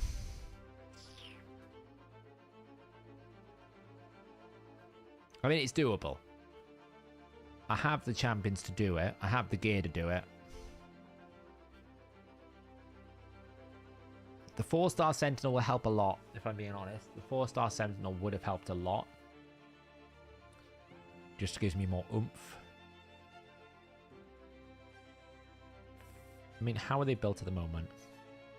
I mean, I've probably destroyed a lot of gear. Deliana's not in a build, so she's in a stun set build at the moment, which I would probably have to take her out and put her into a full nuke build. She's probably better in a full nuke build.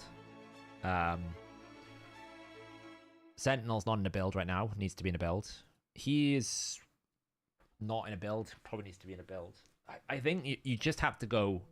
Like, the way to do it probably is just to go full nuke and try and kill everything very, very quickly. Try and one-shot the Sentinels. Like, I can... How long's left on this? 12 minutes. Let me just go get another one. In case we need it. Yeah. Wait. Only got one more left. Okay, that's fine. Let's just bring Marius in over you. I don't think the answer is stun set. I think the answer is just full nuke. Like, ignore stun set. Just absolutely try and annihilate them. Run Mordecai first into Baroth A3. Try to get Baroth to just nuke them. I think that will be the answer. So Baroth can take, for example, because he's HP, right? Baroth's all full HP. So Baroth, for example, can take Narcissus gear. Because Narcissus has got the best gear possible for that build. Oh, of course, I'm going to have to make some space first. It's the only problem. I need to make some space first. Alright, time to mule a few champions first. Who wants to be a mule today?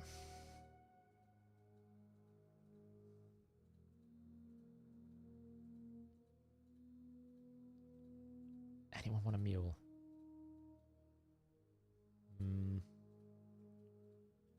I try not to use champions that I know I'm going to build as a mule. Score raid, you can be a mule. Have this. That. Take that. Take that. Take that. And take...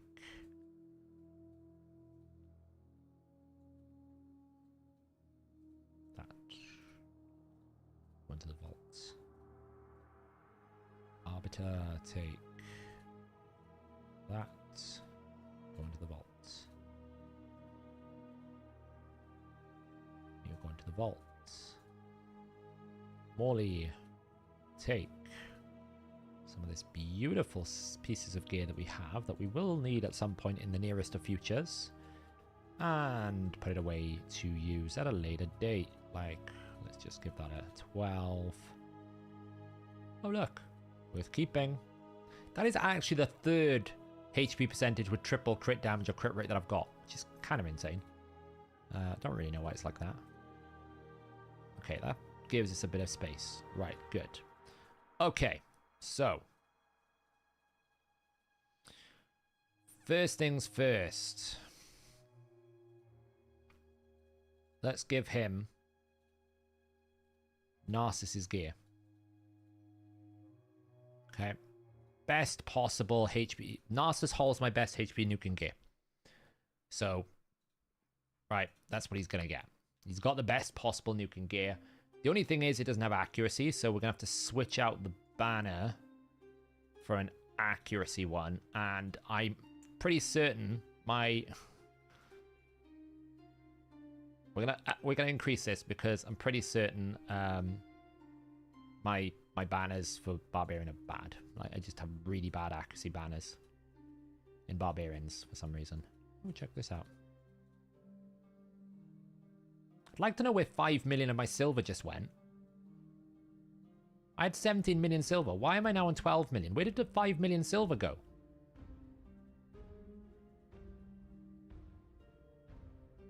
They take 4.3 million. Blimmin' heck. I was literally just like, hang on now. Where did the 4 million go? Jesus Christ. Man alive. This is why I have no accessory inventory storage, because I'm so petrified of even upgrading one piece because of how expensive the game gets. 4.3 million silver for a freaking banner. One freaking banner. People wonder why. Like, seriously, just one freaking banner.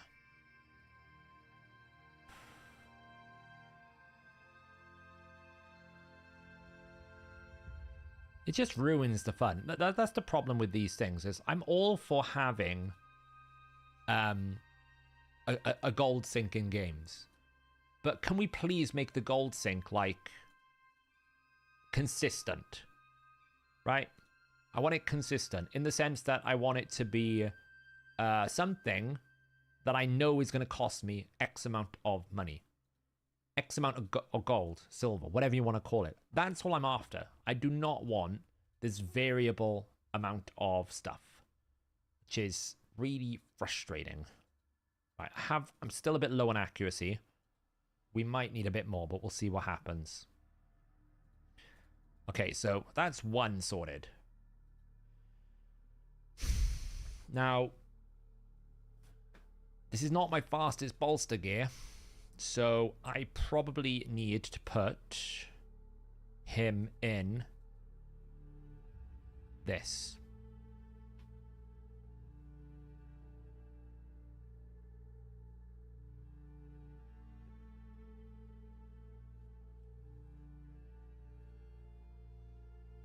And then just check what he's got. Like, I can give him better accuracy banner.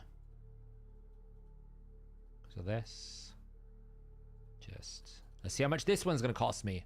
That one cost me 2.2 million. Keeping it real, Raid. You're keeping it real.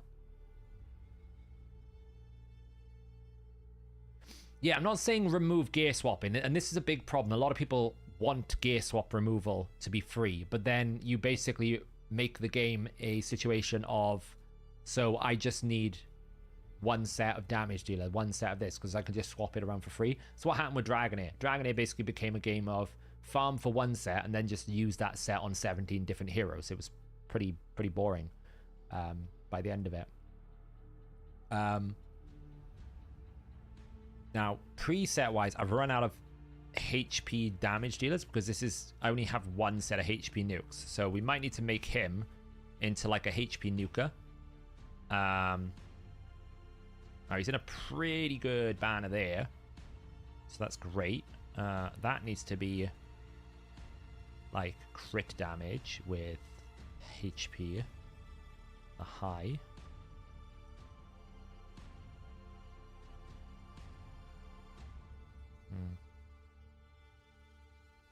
Honestly, I'm going to go with the thing that's cheapest.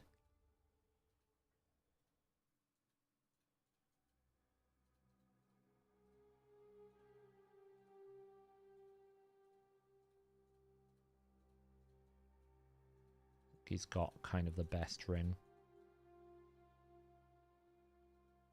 That could be better. It would give me accuracy. He doesn't really need accuracy because he doesn't do any debuffs though, so we'll leave that as it is. So we need to basically build Lonotharil for damage, because right now he's not built for any damage. He's just built in random pieces. Baroth is sorted. Mordecai is sorted. Sentinel is attack and defense, so we probably need him just to be in a good attack and defense build. So we can either go for this one, which is more of a attack HP, but that's pretty slow. We can try the Rhodas lethal build. The only problem is these presets have changed over time because of various different things. Tell you who would actually take it from. Where's Shamael? We'll borrow Shamael's gear, because Shamael currently has some of my best merciless gear. So let's save this as a merciless.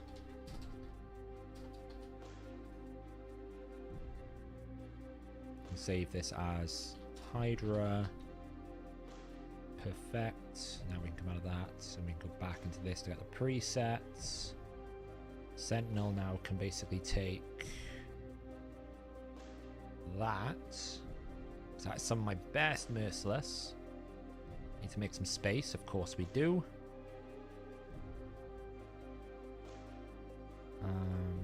So that means just trying to find some legendary 5 stars. I'm not holding the gear, like you. Actually, that's pretty. It's okay.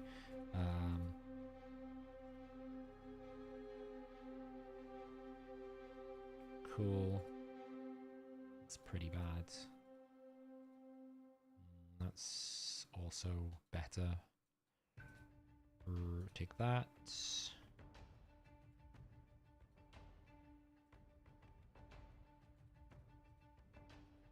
We might need that in a minute, actually.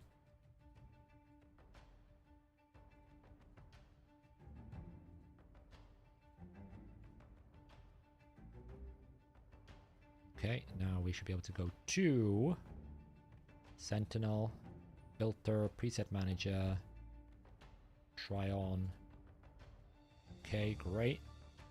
Now he's kind of slow. If I'm being honest, we're going to have to speed him up a lot. So that's mainly going to come in the form of his banner, which is going to have to be the fastest banner I can find. Oh, hello. It's not bad. Can we get anything more interesting?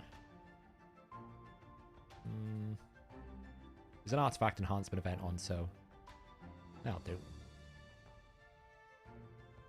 Kind of overcapped on crit rate a little bit, but oh, we're not. Actually, that just gives me more crit damage.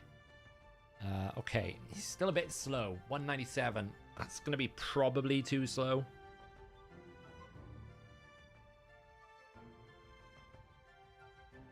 It's possibly too slow. It's a strong build, though. It's a big build. It's just, I don't know if he'll be a bit too slow. So we might have to just see how this goes. Okay, so what we need to do first is we need Deliana rebuilt. Baroth is good. Mordecai is good. And these. So let's just try it in its current form. Let's see how we do. So we need increased attack and burns. I feel like we can take a hit because we are... Wait, why have I got... Hang on. Why have I got a blimmin' Thanassel in here right now? Thanassel, go away. Let's bring Sentinel in. There we go. Who's a better aura? No. Let's do that. That might be good. So we have to kill the Cardial because he's just going to be a problem. This is what I'm a bit afraid of. Is this. And then obviously...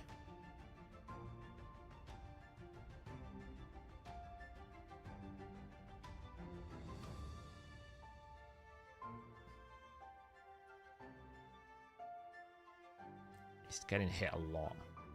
Then this AoE comes in. Now, can we survive this? No. See, that's what I need to figure out is... Maybe I should just focus all my fire on the Cardials.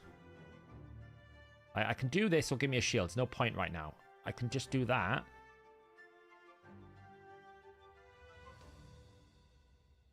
And then... Okay, we weak hit there. That's fine.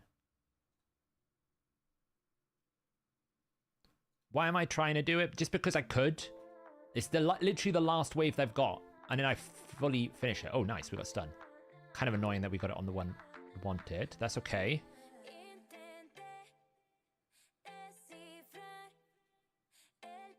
Nice. Now, the only thing is, can we survive this? Because this is also pretty bad.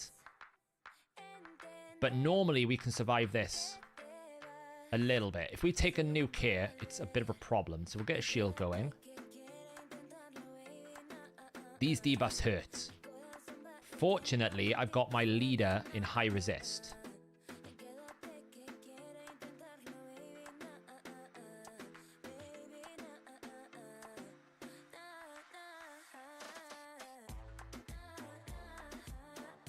Oh, we're taking a lot of damage, though. See? Just took too much damage because we got to get rid of the debuffs as well, which is a bit of a problem. It's just so much on this wave that you have to deal with.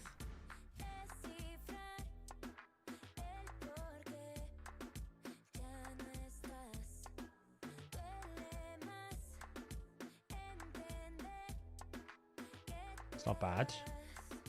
Yeah, see it. If I get one stun, it's probably okay.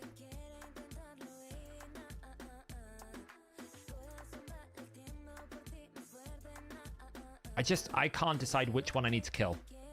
Right? That's what I'm struggling with at the moment. I can't decide who do I focus. Do I focus killing the Cupidus? Do I focus kill...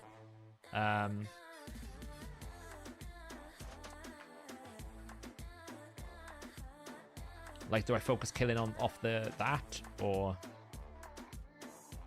do I kill the Aethel? No, I don't have Shiramani. I literally have none of the really, really good champions for this, which is... Like, I don't have the Alsgore. I don't have any of the Mythicals. I don't have Shiramani.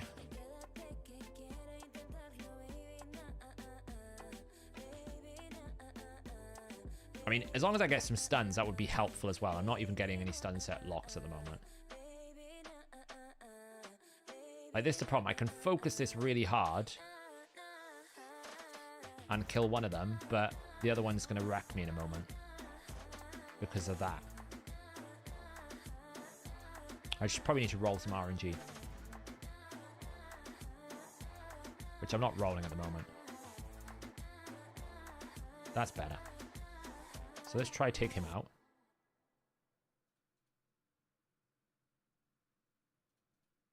Get an AoE. Nice. We kind of... See, it's just too much damage, see? Like... This wave is the worst part.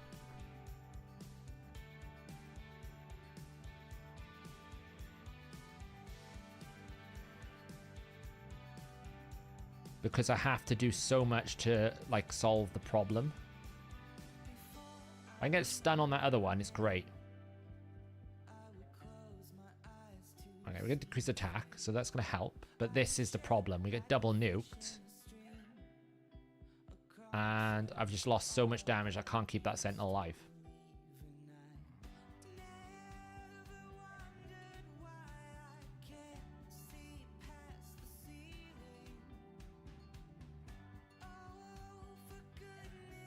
I don't want to get the stun on the first wave. Trying to keep the Sentinel alive is really hard. And it might be that I just have to bring something... Like, I think Lonatharal's going to have a better build. Or maybe I just bring a second bolster in for Lonatharal. That might be the answer, to be honest, because right now Lonatharal's just useless. He's providing neither a damage buff or anything. Yeah, I think Lonatharal's the answer change here. Because right now he's in a shield set. I could put him in a bolster. If I had a second bolster going on here, I could put him in a bolster set. So maybe I can just... How much space have I got to swap gear? A bit. Nice. Fit in room. Equip. Let's just get him in a second set of bolster. Because surprisingly, this is very much sometimes more bolster.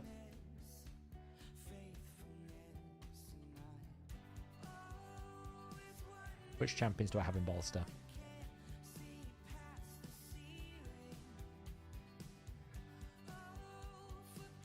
Pythian.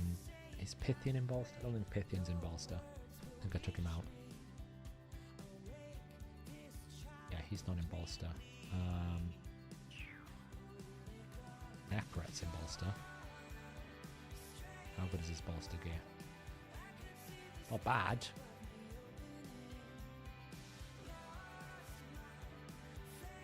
Let's take it. Preset manager. Second bolster.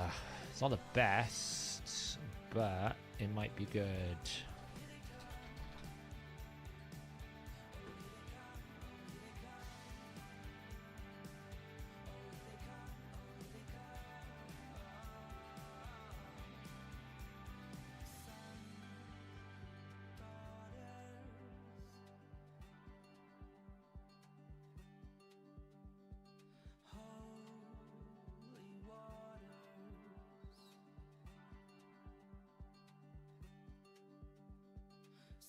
See what kind of set we got going on here.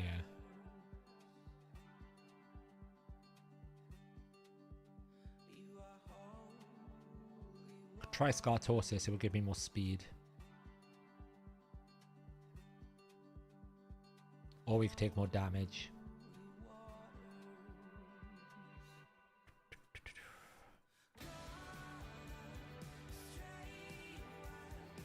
I feel like speed's more important. Remind me I need to put... Oh, wait. I need to clear up some space.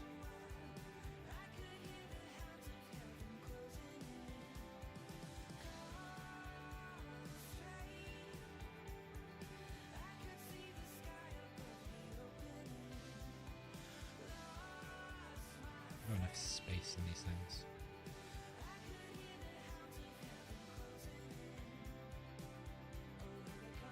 Why isn't it offering me the free regearing that I've got in my inventory? Thank you. I turned 30 today. Welcome. Congrats. Welcome to the 30s club. It's a pretty cool place to be.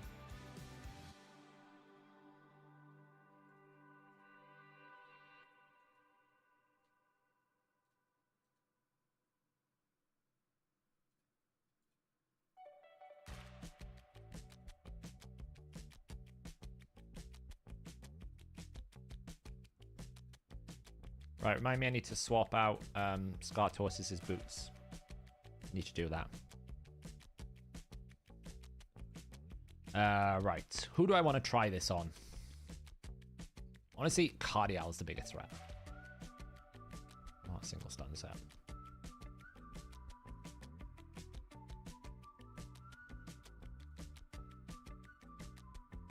Of course it stuns the one that I don't want to stun.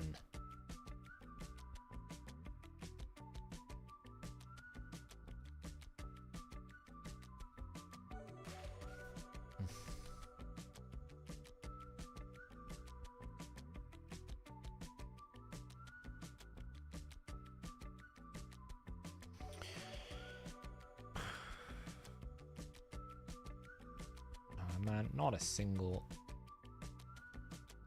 Like, you'd think 5 rolls of a stun set, I should be able to get at least 1 stun. I'm gonna provoke. Doesn't really help me.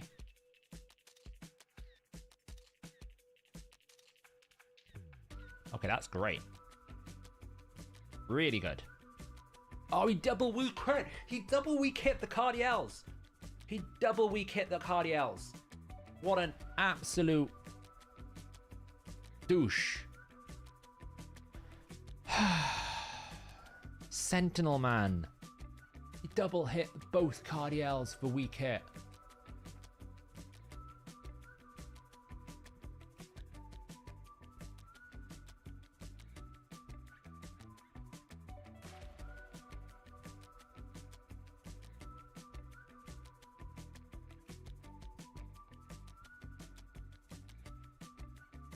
Ooh, that was good stun. It's great stun. Don't weak hit. Thank you. Okay, we get frozen a bit. It's fine. We can deal with this. Because frozen means we're not taking damage. Let's slow you down. I'm not going to get a turn. I'm too slow. Ah, damnations. Damnations. The only problem is Aethel freeze word. The freeze is equally as bad because, like, normally when you get a wave, there's normally one big threat. This wave here, all 5 of them are a problem. If you take debuffs, you die. If you get frozen, you die. If he cleanses, you die. And it's just like, I can get great stun chances, but if I get any of these debuffs, I'm done for.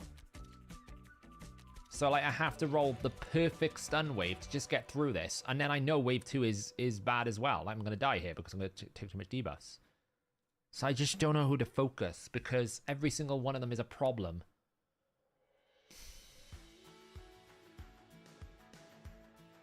Right, well, we got 1 stun here, which is great. We need a stun on Cardiel at the back. We haven't got it, so this is okay as long as we can, like... No, he's gonna cleanse, isn't he? Here we go, and then it's a loss. Oh, it's like I need 3 stuns on the supports and enough to kill the Cupidus. Like, it's such a crazy requirement for this wave to work without some of these good... Oh, that's great, actually. That's really good. Okay. This is great. Stun that other one. Lovely. It's like the perfect wave. This is like the perfect outcome right now.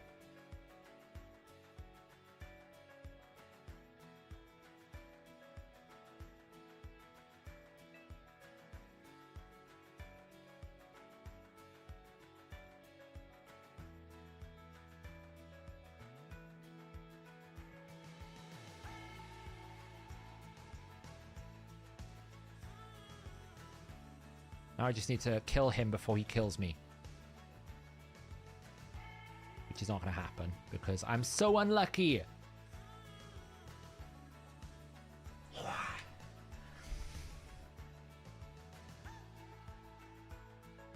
I haven't even got to the second wave yet.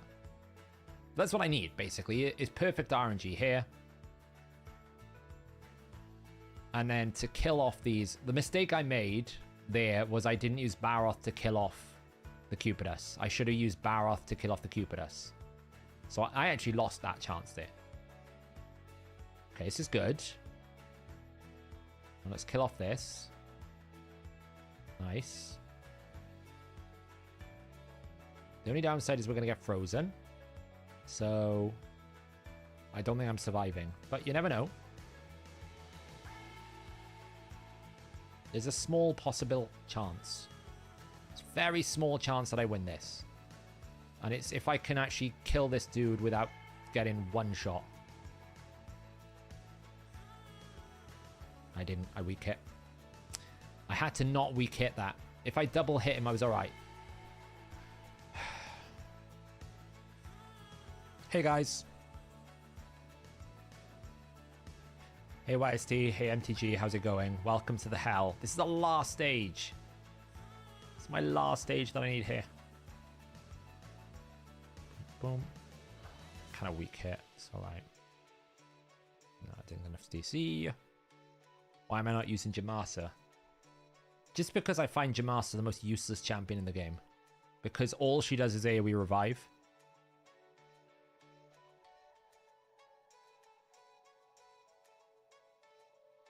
And I feel like I need more than just an AoE revive to get this. Okay, good. Right, we killed him. Now can we survive the freeze nukes? If only I had a cleanse. Or an Alsgore. Or anything, really. Come on, kill him. There we go.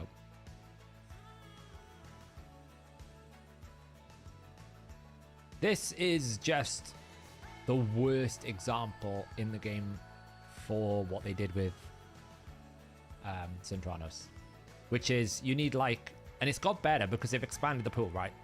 They've added mythicals, they've added better champions to the pool, but this is effectively the problem. If you don't have Alsgore, you don't have Shiramani, or you don't have one of the mythicals, this becomes the worst possible stage for you.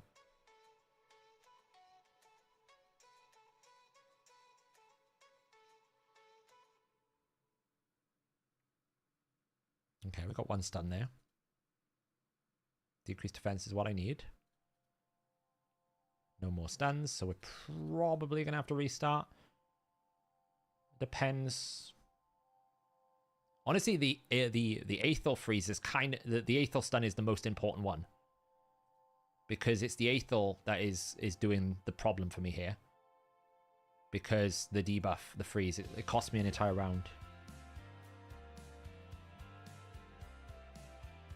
But I have to also deal with the Cardiel.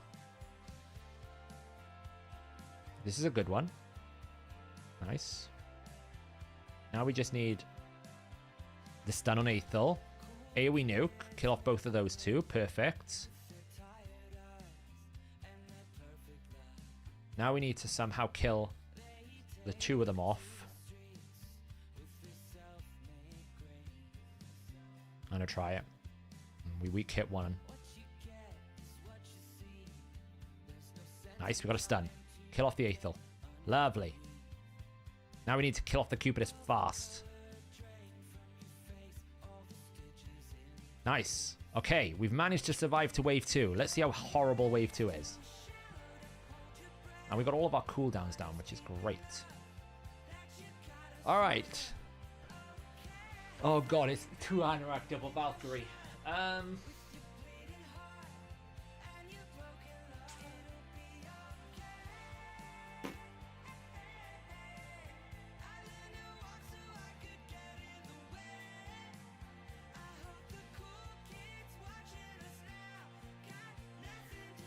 Trying to think the best way. So I could probably kill one person.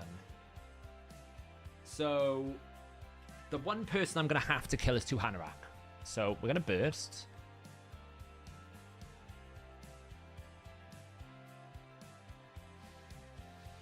Oh, it's just too much.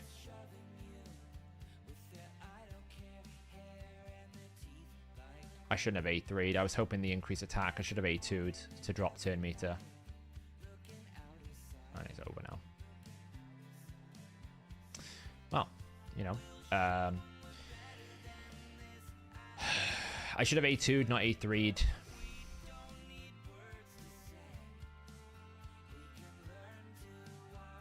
And of course, we're now back to this hellhole, which is I now need to get RNG.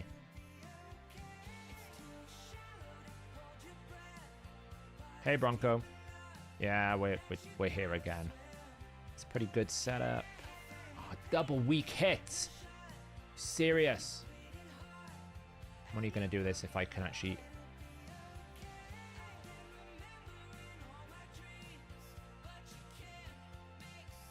Well, I'm only going to try it till the end of the free regear, otherwise I give up.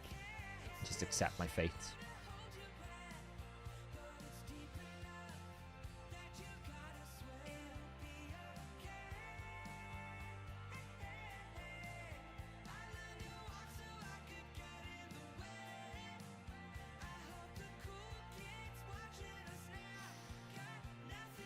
It's the last stage I've got. Yeah, it's literally the last stage.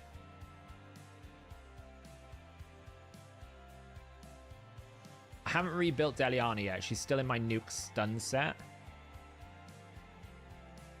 Which I could rebuild her to full nuke. But right now I'm feeling like the stun is kind of more valuable. I'm going to lose this because I didn't control them.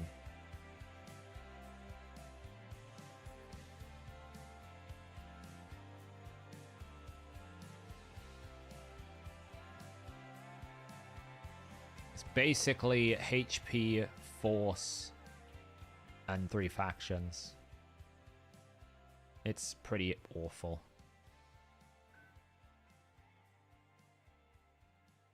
Like, Sentinel's damage is great, but he's weak affinity, so you're always going to fight this problem of weak affinity.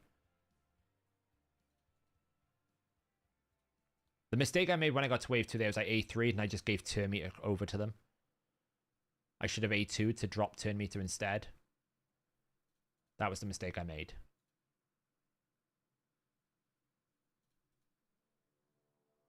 Because you can see I could take the damage.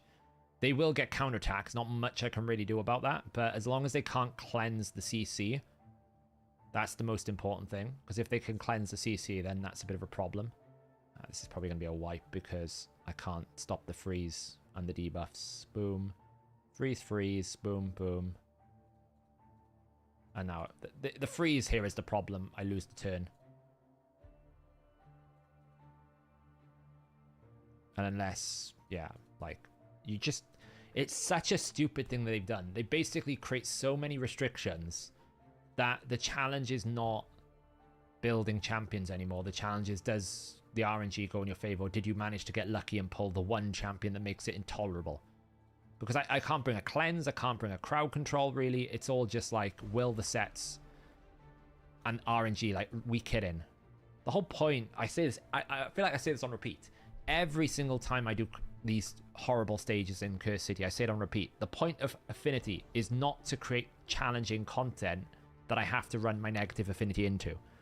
The point of Affinity is I build other champions that have different affinity to run them into. Right? We don't do Dragon Spirit and basically run every single Force champion that we've got in the game against Spirit. No, we go and build Magic, or we go and build Void, right? That's the point.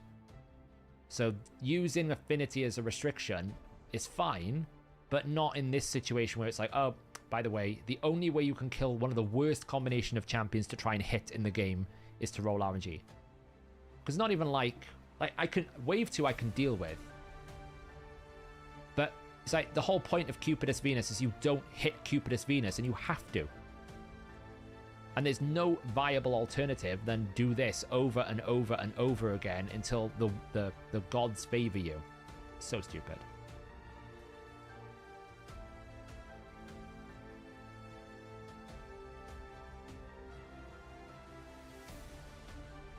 I'm literally rolling this now. I've beaten the wave. But now because I need the RNG in my favor, I got to beat it again with the perfect setup. Stupid. So stupid.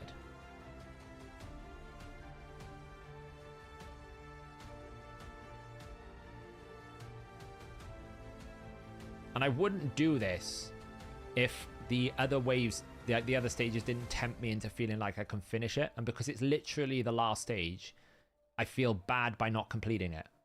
Because it is literally the last thing that I've got on my list. Oh, look, I almost killed it there.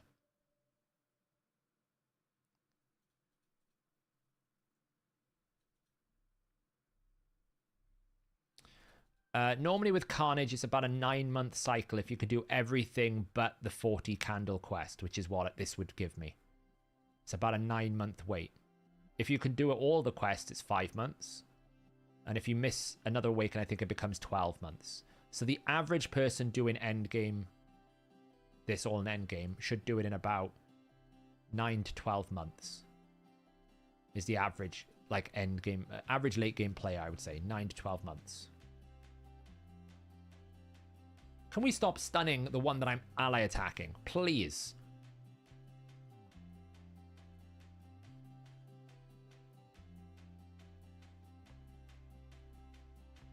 Yeah, you are right. I should be using the A1, right? Not the A3. I'm using the A3 because it's got a higher multiplier, but yeah, I need that for wave 3 so I can stop the counterattack. You just play the RNG game now. I'm going to do this for probably 20 minutes. If it doesn't work, I give up. It's pretty good. Can pick on the one that we don't have. Nice. This is good. This is the setup we need. Beautiful. Now we need to kill... Ideally kill off Deliana and him. Ah, we weak hit. That's not good. That's going to cost us. We might be... I'm going to take him out because he's the big threat.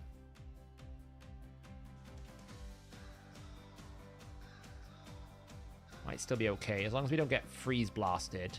Yeah, nice. We were able to cut in. We're alright. Okay. Let's reset for wave 2. Alright. Don't A3 this time. We A2 to drop turn meter. We would have liked ally attack. All my cooldowns are not back. All my cooldowns are not back. So I couldn't do it. I killed it too quickly. Well, I might as well try this at this point.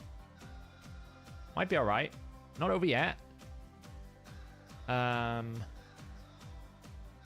Absolutely just make sure she dies. Right, okay. We survived the first hit. Now we just got to survive like this, which we're not going to.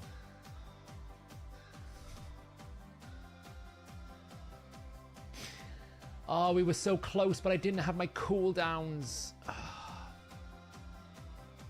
didn't have my cooldowns. I killed the first wave way too quickly.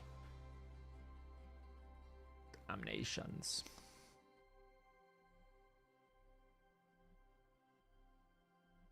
That's where you really just need that Alsgore. Or the Galathir. Or the Shiramani. Someone.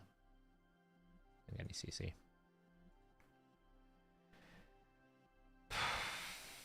It was almost perfect, but... Yeah, I was using Thanasil. The problem is, who do I... I feel like the argument for like geomancer and Thanasil is very much like, well, who's gonna drop for them?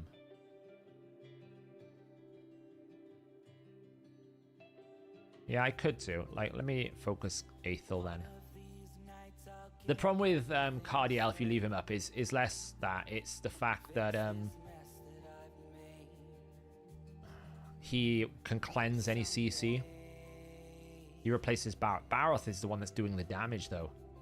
Barroth is the only one that can single punch someone. Oh, can we stop 3% in? Seriously.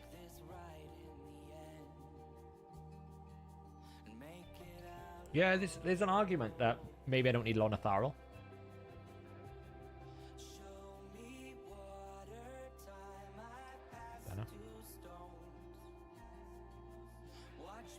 Like, the issue we're going to have here is if I leave Cardiel up, well, obviously we didn't get crowd control here, is he heals and it slows it down. So there is a bit of a risk by not focusing the Cardiel.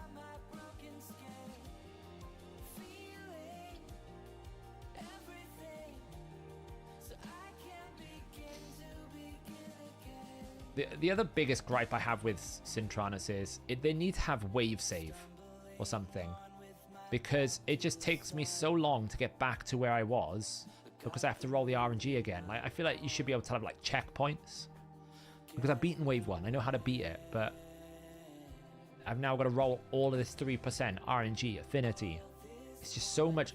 There's literally just so much potential that can go wrong. Well, we killed her at one shot.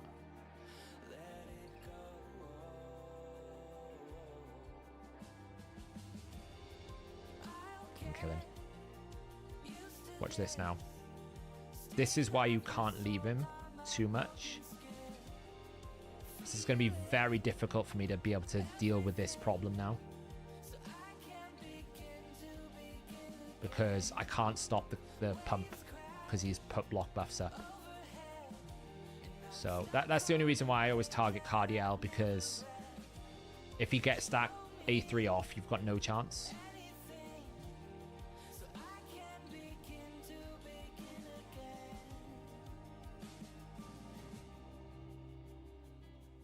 I haven't been able to get a CC on the Aethel. Oh, we got really bad damage there.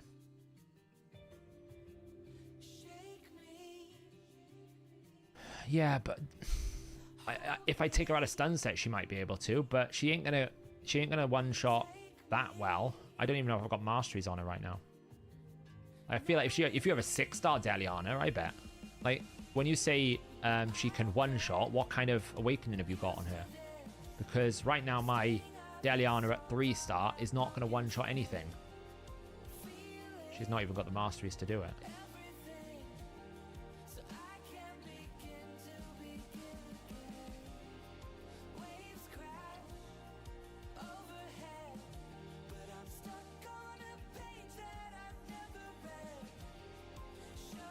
Just need better RNG than I'm getting, which I'm not.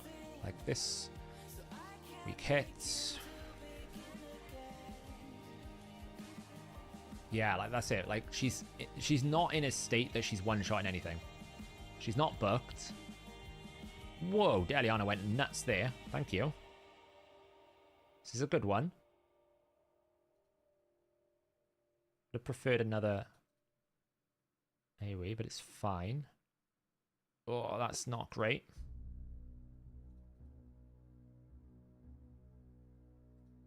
Don't weak hit. Double weak hit.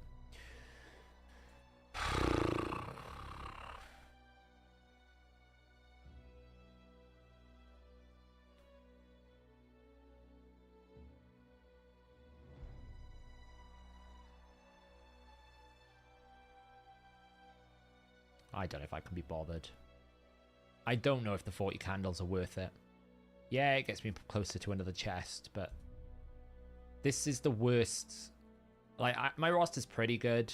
I can cover pretty much most things. But this, I remember trying to do this before without Shiramani.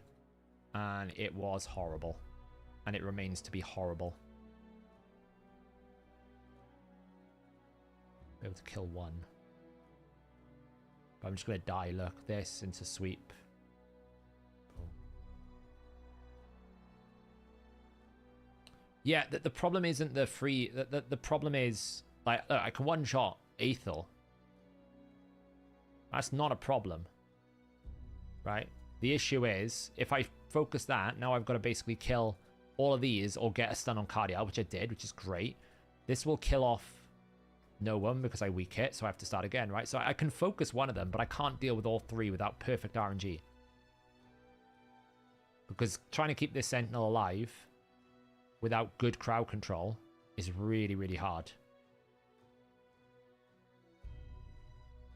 Like this now, I didn't get a stun on the two debuffers, the cleanse and the debuff, so great, this is cool. I'm going to get debuffed, he's going to cleanse. Oh, he's going to ally attack. Oh, actually, that was not great. That was better than... That was actually kind of problematic because I need to kill him, and I'm not going to kill him, so we lose.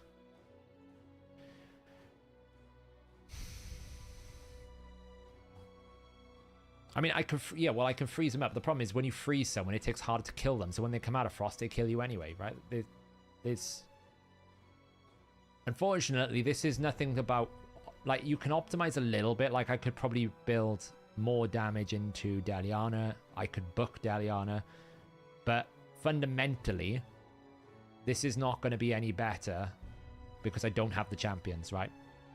You know, sometimes in Arena, you're just like, I could do this, I could do that, I could do this. Yeah, you can. But ultimately, you're not going to win an Arena if you don't have, like, mythicals. And this is the problem here, right? I just don't have the champions that you actually need, because I need either Galathir, Shiramani, or Alsgor. That's what you really need for this wave. One of those three, just one of them will make this like so much easier, because you would have a block damage, you'd have a freeze, you'd have something to help you get through the wave. I'm basically just rolling stun set RNG and hoping for the best.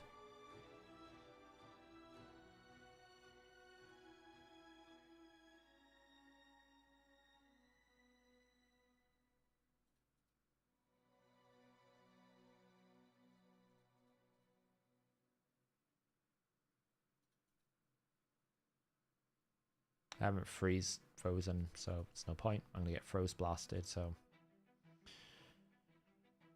will 100 mortal and 5 immortal be enough for Freya? I've no idea. I can't answer those questions. I would say no, because immortals are just not that valuable. You're going to have to do champion training for it, right? I would imagine no, but we'll know tomorrow. It's just they often will change the points around. I don't know if they will give Soulstones more points because... there's no summoning with it. I don't know, right? It's kind of annoying.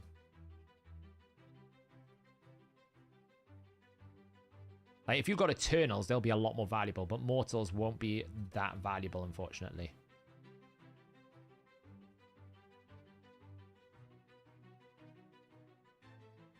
Okay, good. Can I survive the blast? Probably not, because I didn't get... That has to not double weak hit, is the problem. Or a single weak hit. I need basically two solid hits there for that to work. you know, I just want to kill the Cupidus. I don't really care anymore. Everything weak hit. What a great job. That's the thing now. I can't even practice wave 2 because I got to wait here another 5 to 10 minutes just trying to get RNG to work in my favor. That's what exhausts me about Curse City. It's not the challenge always. It's just the fact that I got to spend so long trying to get back to my turn to try it again. Nice.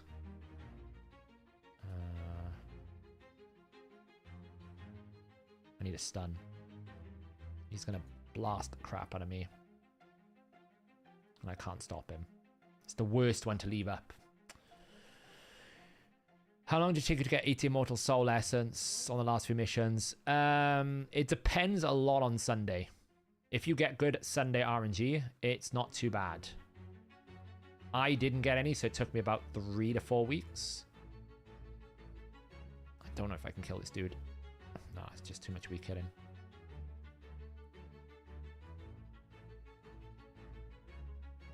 Yeah, I guess Bronco. It's just, I wish they would do something about this. Like, it's not fun. The games are meant to be for fun. You sit here and talk about, like, balances and adjustments. Like, at least with Hydra, it's fun to hit for 80 billion damage or something. There's just no way. Freya will be good for S14. Yeah, the day after I get her. Of course it is. Oh, don't say that to me. Like, I appreciate that it's going to be good, but not right now. Oh, the day after it ends. Literally the day after it ends. It's like a troll. Because, yeah, she'd be amazing for this. Because she would give you block debuffs, which is one of the big things you need. Because it would stop the freeze. It would cut out one of the restrictions. Oh no, she's defense based. You need HP based. Wait, can she be used here? HP support. No, you need HP support. Does not work. She's defense based, so it doesn't work. So I'm saying, it's like they just go too far. There are some restrictions that are just too extreme, and they need to pull it back. And this is one of them. You know, I get it's like for one of the big, like, it's meant to be the hardest stage because of the reward you get, which is like the epic, you know, I mean, remnants are meant to be valuable. Remnants are basically worthless because all you ever get is epics from them. But just add another affinity, maybe, so that it's not as crazy, or just don't lock it out into like the rolls. You know, I'm not asking for, honestly, the awakenings are an easier proposition now. We kept the awakened stages are easier now that we've had so many different summon souls, summon events, prism crystals, right? Getting enough stars these days, we were all worried when it first came out. It's like, how the hell are you going to get some of these stars? Honestly, getting enough stars for this content is actually not a problem, but this stuff is ridiculous because every month they add new champions. Every month it becomes even harder for me to get a Shiramani or an Alsgor or a Kaimar. So it's not like it's not like you can play the game and it becomes easier. If anything, the longer you play, the harder Sintranos becomes, because the harder it becomes to get the one champion you need to do these horrible stages. Like, look, we've been sat here for 5 minutes, literally just rolling affinity RNG, and they think this is good content. I'm like, nah. Honestly, in terms of priorities, this is not even like, I would be not prioritizing Hydra. This would be what I would prioritize because it's so easy to fix. You know, they nuked the normal bosses, right? They nuked normal bosses content. Why can't they do something similar here? I just have one Jedi, which is Daliana. He's the only one who's AoE, really. Like, literally, just do a pass and just check all of the really, really, really crazy restrictions and just lighten them slightly. That's all I'm asking. Just make it just 5 or 10% more availability. Give me like a block debuffs in here. Give me something. Maud is not a champion that I will ever get in this game, because I do the fusions. And to get moored, you have to not do fusions. So I will be honest, I think 95% of players will never get moored. Such is the reality of life.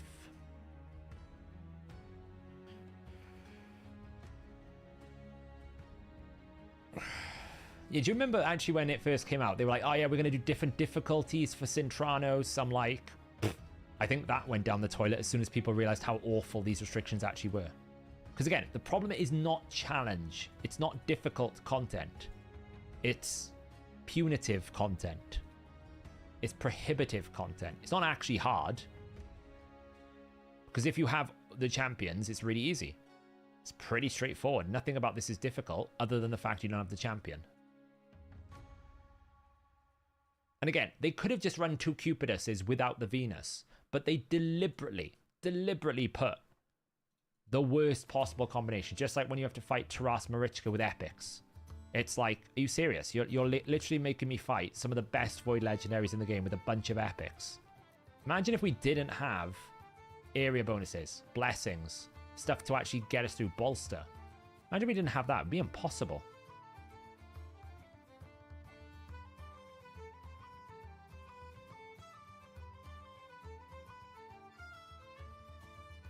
And this is why I would prefer checkpoints, right? I would prefer it to be, congrats, you beat wave 1. Okay, now let me move on to wave 2. And then I need to be able to beat wave 2. Fine. I know it defeats the point of like doing 3 stages back to back, but it feels like I can't control whether I get this right. It's just going to be right or wrong. Like, I can't control if I get a stun set. I can't control if I weak hit. I hate doing this. I'm going to do it for 5 more minutes and then I'm going to give up and go play a proper game, which is called Throne and Liberty. If you haven't played Throne and Liberty, guys, it's really good. I'm enjoying it.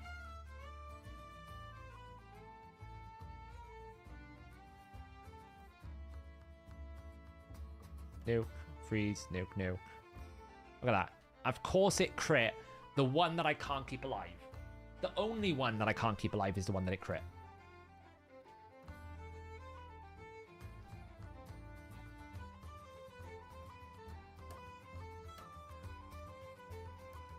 Aethel is actually way worse than Sissia. And the reason why is because of the freeze that she can do. Because it's also freeze with damage. It's really, really hard.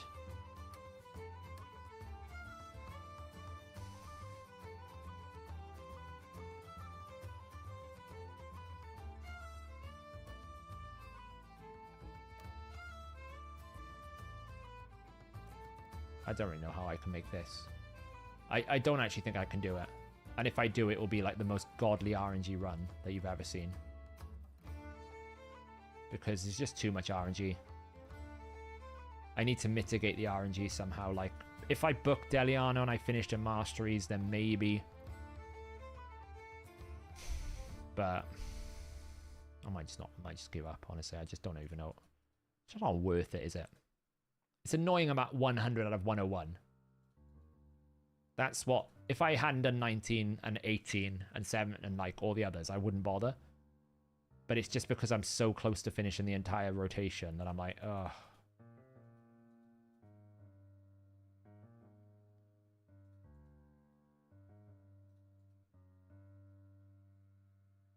Just change target for the sake of changing.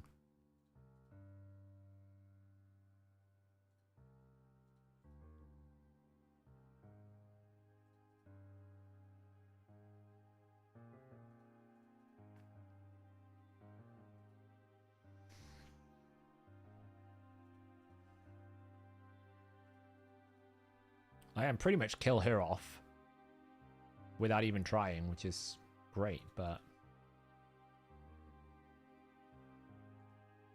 it relies on then getting the stun on Cardial, which I didn't get. What is the masteries of my guys here? Ballast Helm Smasher. Oh, Sentinel does only masteries. If I actually ran the masteries, it would help as well. So that is on me. Had I actually prepared and ran the masteries, I would have put Sentinel and Helm Smasher, and of course that would have helped. But, yeah. Can't really do that right now. I don't have time. That's good. We got a good setup this time. We weak hit, which didn't help. So we're going to take double blasts. Ugh. Might just have to run some masteries offline and then try it before it resets tomorrow.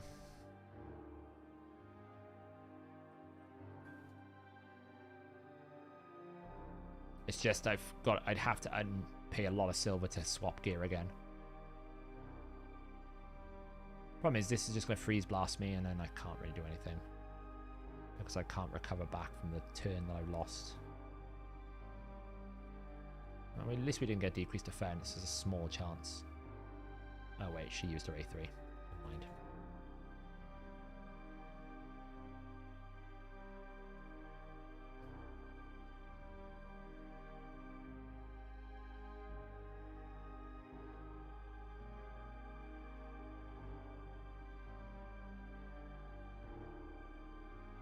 Okay, it's kind of like what we need, but okay.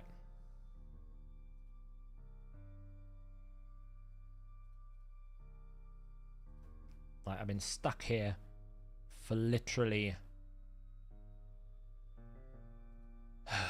15 minutes. Oh, that was a mistake. I shouldn't have done that.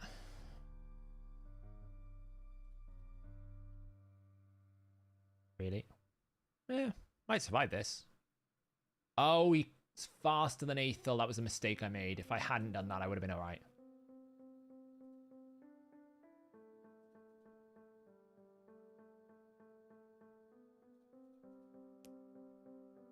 This is why you have to kill the Cardiel.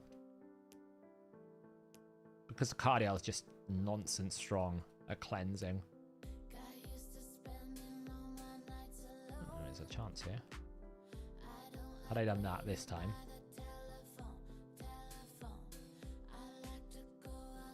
Really? You weak hit the one that needs it. And that heal is annoying as hell because he would have died from the HP burn, but the heal kept him alive.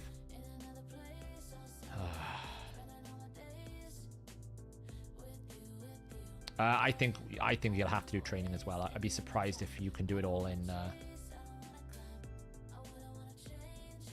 See, Bareth can pretty much one-shot Aethel.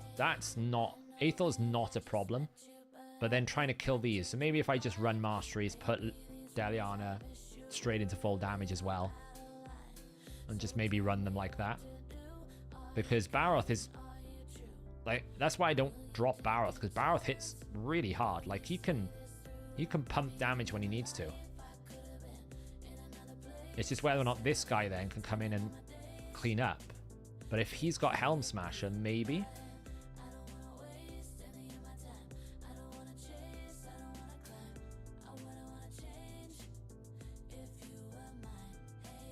Right. Wow, she actually got...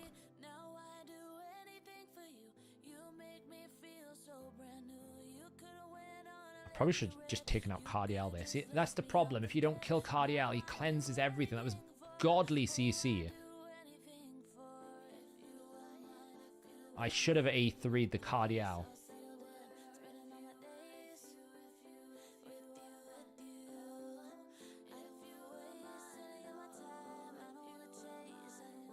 Ah, I made a mistake. I haven't started area bonuses. You think I'm doing live arena? No. And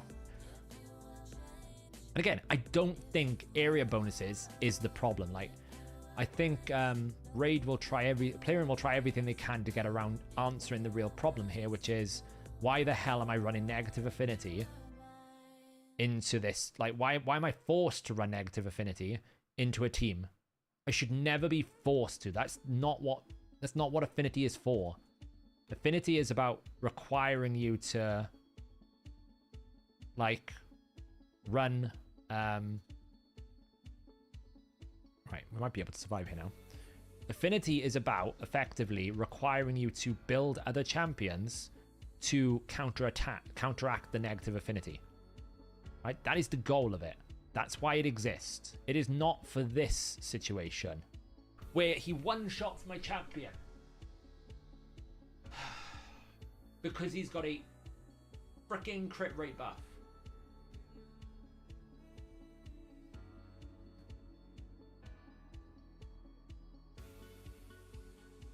So instead of actually fundamentally making the problem which is don't make me run negative affinity, what they've done is they've effectively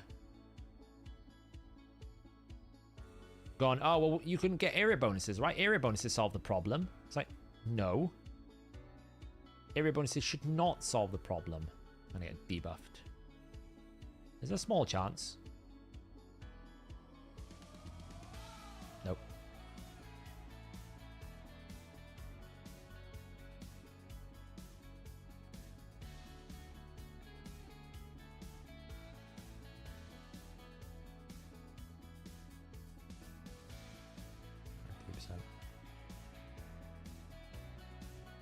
Yeah, but it shouldn't be. That's what I get frustrated at. It's like, oh, well, now you can just grind live arena and solve the problem for you. It was like, well, or you could just basically make proper content that isn't stupidly difficult. Not because I don't have the gear, because you've just denied me the access to champions that can do it. Because that's the thing. It's not like my level of count should be able to blast through a lot of this content. I've been playing the game for 5-6 years. I've got strong my gear should be able to do it. So because they can't actually create compelling content, they've created like this heavily restricted stuff and then go, yeah, but you just need to go and get some live arena bonuses, right? That's all you need. I'd much rather, and this has been my complaint all along, I would have preferred having 5 new bosses to fight than any of this. Because that, to me, is more compelling. But we got 1. That's the difference with Doom Tower. This Doom Tower, we got 8. 8 new bosses. And the flaws were not a problem because, effectively, they were hard, but I can use all my champions. So I could go a crowd control route, I can go a seer route, I could do this route. The problem is they lost control of game balance, didn't they? So because they lost control of game balance, now we have to endure this because they didn't actually balance things like seer and resets. We now have to have wave content where it's like, well, if we just give you all your champions, you're just going to one-shot everything, so it's not hard anymore. It's like, great, yeah. I'd much rather have it's to the point now where I'd much rather have it so I can just use seer than this. And that pains me to say that. This is not fun. I've literally been sat here for the last 20 minutes basically throwing RNG against the wall, hoping some of it's going to stick.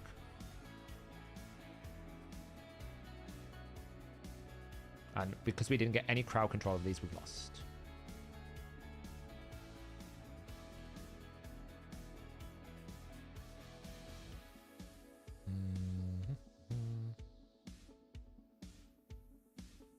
I think the only way I'm going to do is I'm going to have to run masteries offline and basically hope I've got enough time. Oh, of course, we've now got that to basically get through it. But we're not going to get through that. It's too much damage. Yeah, like Faction Wars is not too bad because, again, with Faction Wars, you still had to get some good champions. But when you fought a wave which was really difficult, you always had access to, okay, well, maybe I can bring CC, or maybe I can bring, a reviver, or block debuffs, or a speed booster. What they do with these restrictions is they basically end up creating a system where I'm denied access to core functional things in the game, right? I've got 1 reviver, geomancer. Like, she's not that great. Or I've got no block buffs. I've got no turn meter control. I've got no guaranteed crowd control. So it's like the whole point of creating champions is so that you have to, as a player, build those champions and then beat the content. Unless I get 1 champion of 900, can't do it. So crazy. Oh, that was a good CC chain. Okay, let's just take you out.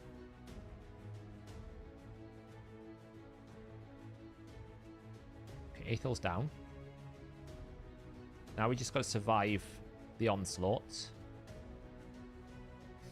Get a shield back up. Problem is, I don't think I can survive the onslaught that's coming my way.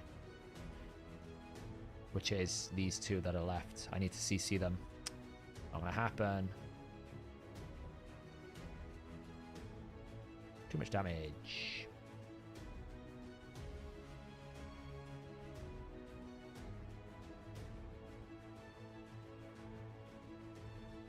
Yeah, I'm not against the concept of restrictions, cool. I'm against creating restrictions that contravene the point of the gameplay, right? The point of affinity is you build something to counter affinity. The point of the restrictions in like secret rooms is you go and find the champions that can do it.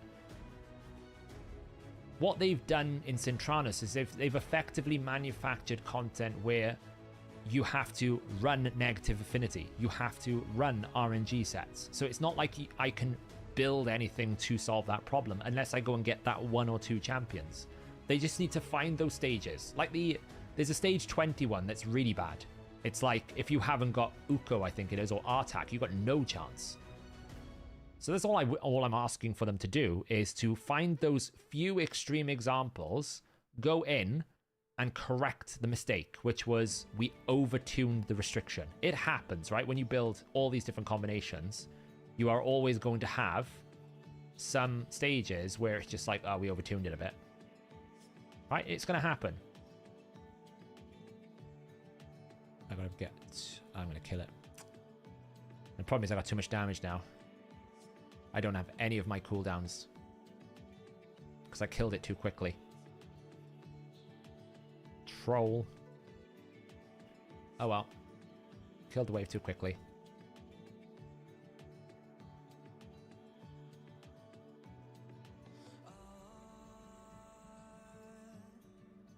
Fun. Killed the wave too quickly. Nothing I can do.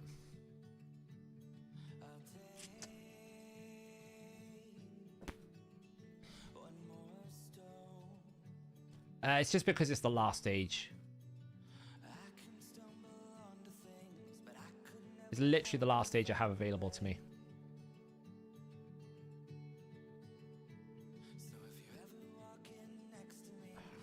I didn't get the cleanse. Freaking weak hit as well.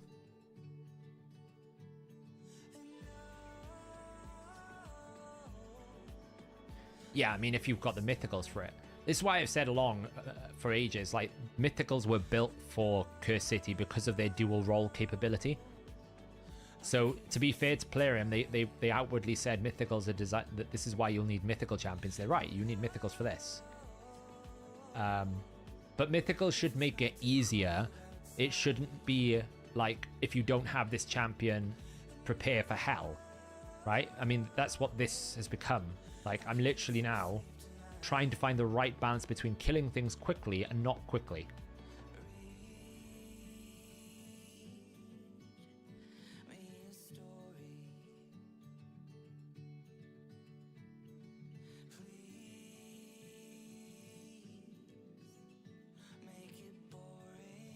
But this is also that is also a statement of the balance of the game. That if a mythical can basically solo all this content, then clearly the game balance is a bit scuffed, right? Please don't weak. Oh, you weak hit. You weak hit. It's going to cost me my life now because you're going to one-shot me. I'll try and last. You weak hit as well. Mother trucker.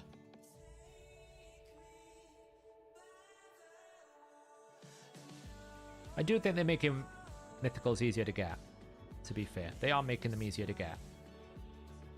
Are they easy enough? Wow, it's debatable. The thing is, there's not a lot of them. So if you make them too easy to get, then everyone has every mythical. Which is what you see quite a lot, right? When you see people, when they have the mythicals, like, oh, they've already got a +4 and they got this. I'm like, yeah, because, well, they already, if it's so easy, if you actually really grind it out, it's quite easy for you to get a lot of the mythicals. I'm going to lose this because it's just too much here. So there's also a balance to it. Had they launched mythicals with like 20 of them, then it would have been fine. because trying to get the one you want out of 20 is pretty hard. But when there's a ×2 mythical and you're willing to spend £1,000 on it, it's really easy to get them. The problem is then people who can't spend £1,000, it makes it feel like it's really hard to get them.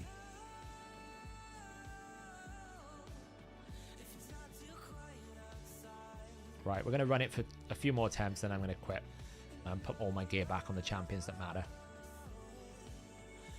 Yeah, I mean, I've got a lot of remnants over my time. I've finished one whole stage of Sintranos before, and I've been doing it ever since it's come out. And I've never had a mythical from those remnants.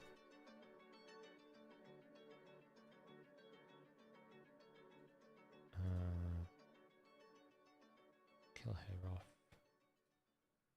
I could have done with the stun there.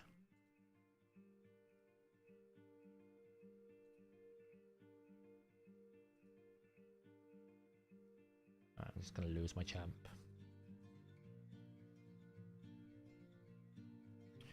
If anything, stage 19 is a bit easier because they're tankier. So once you get them down to one enemy only, it becomes a lot easier. But when there's like this stage where they're not super tanky, it becomes actually quite a challenge because you've got to try and kill them fast enough that you can survive, but not kill them too quickly that you then don't have your cooldowns for the next wave. And that's the problem I'm having here is I can kill them, but I'll kill it too quickly.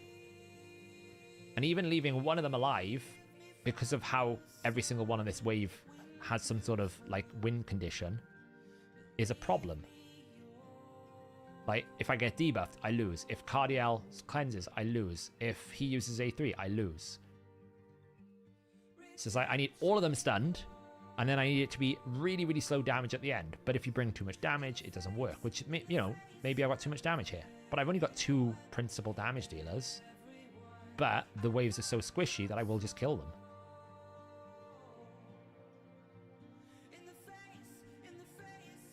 It doesn't help the Sentinel is super squishy as well.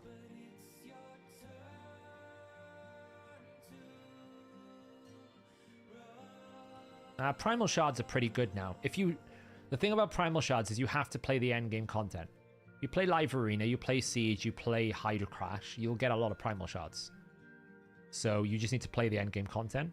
And Mythicals should be designed for endgame. They should be like the pinnacle of a hero collection. So I don't have a problem with the accessibility. I do think the remnants are pretty poor because you're limited by how many you can get, right? I can get as many primal shards in a period of time as I can get like 2 remnants. That's the issue. But actually, if you play a lot of the endgame content, you do get a lot of primal shards. If you do the events, you'll get a lot of primal shards. I'm already on 11 before the next ×2, which is not any more... Like, it's no rarer than primal shards. And they can give you mythical champions, so they are kind of really good.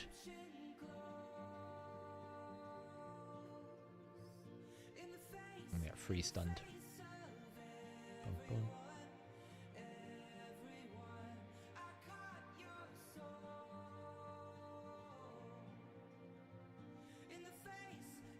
Too much damage.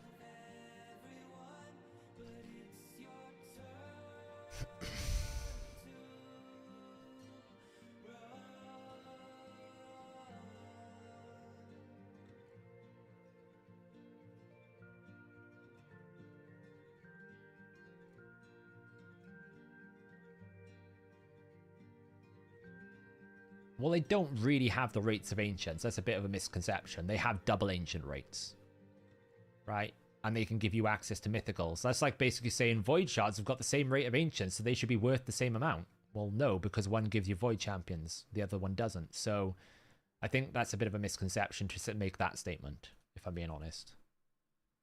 Like primals, as they are now, technically they sell for more, but that you could say the same thing. They sell for too much, right? You could say the same thing for sacred shards. Sacred shards sell for too much money.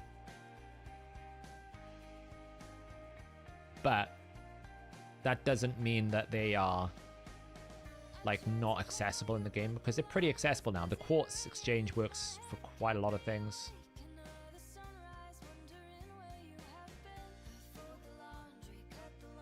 Yeah, but people misinterpret Mercy as well. Like, this is the thing. People need to understand maths. Okay? Mercy is just there to make sure you stay near the central of the probability. Mercy in itself, 9 times out of 10 people will not hit Mercy before they get the champion. It's actually more probable that you won't hit Mercy than you will hit Mercy. All Mercy does is guarantee an outcome. And people read too much into it. It's almost like, oh, I have to hit Mercy to get the champion. Well, 9 times out of 10 you won't. Like, the mean average for an Ancient Shard is about 166 without any boost. Right? And if you get a boost, like if you go down to 1+1, it's about 120 or something like that. It's simply just a way of normalizing the probability to make sure that it doesn't infinitely scale to the point where you don't get something you continuously roll bad. The laws of probability will mean that you 9 times out of 10 get your legendary on a normal roll. Very rare that you will ever get it on a Mercy hit. It can happen. I'm not saying it's impossible, but I think sometimes people will go, the Mercy's 200. How am I going to get anything out of 200? Well, you're not going to ever hit that Mercy most of the time. Most players will get it before they even get close to Mercy.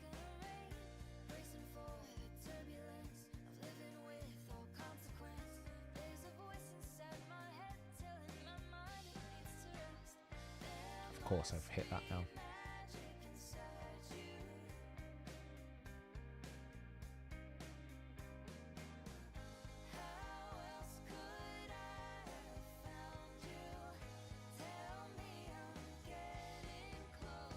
Double wicket.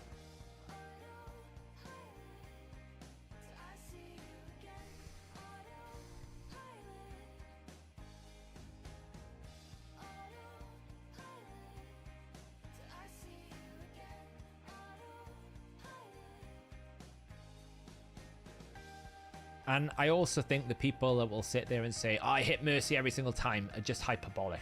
They're not actually calculating it. They'll go and maybe screenshot something from RSL Helper, but maybe they forgot to have RSL Helper when they had it open.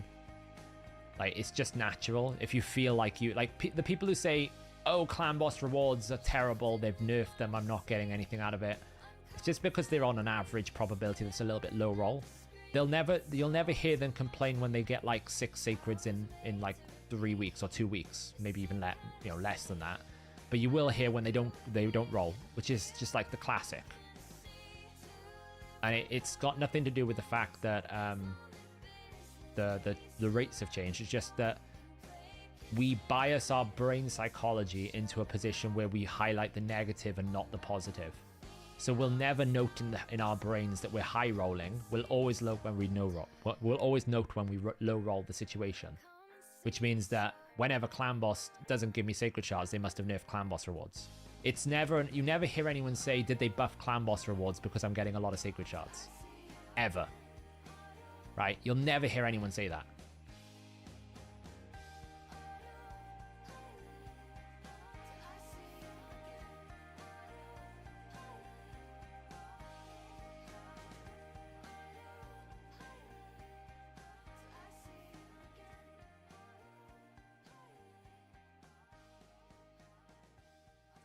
Yeah, you're allowed to be salty over 3 Galathis, yeah.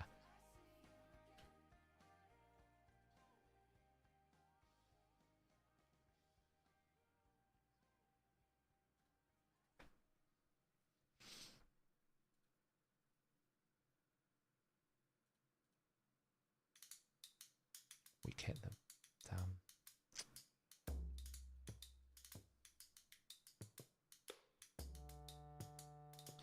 Okay, last attempt.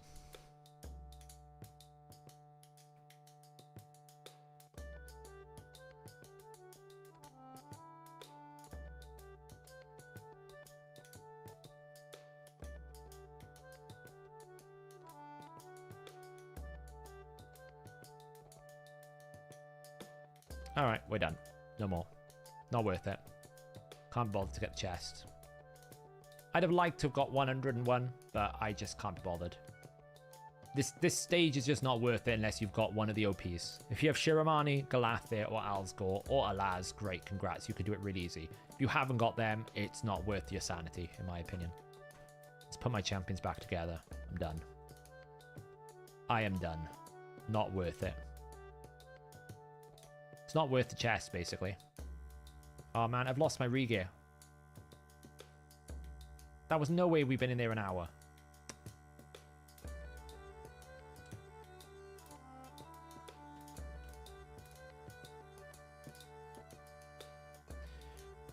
Oh well.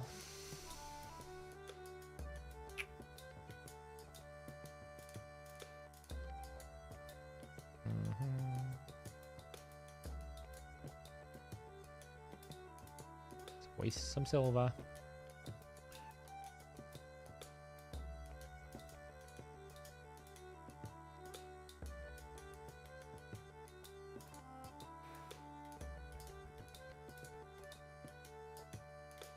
Scartorsus' boots back on.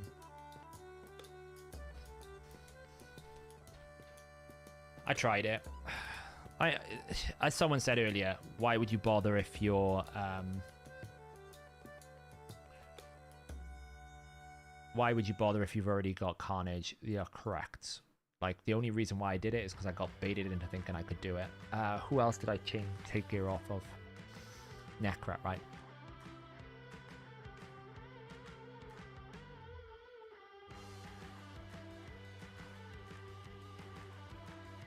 I think that was right now. Just check.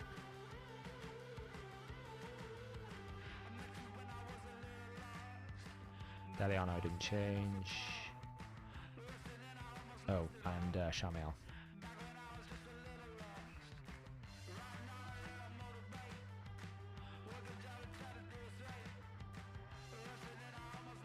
Cool. Just wasted 3 million silver. It's fine. Not a problem. It's just, you can tell when I'm on stream with it how negative it puts me into a mindset, and I actually kind of hate it. I want to enjoy raids, and I don't want to have to feel negative about it, so I'm just like, I don't care. Like, it's not worth it. How much more do I need here? 40. Let's pull a couple of ancients.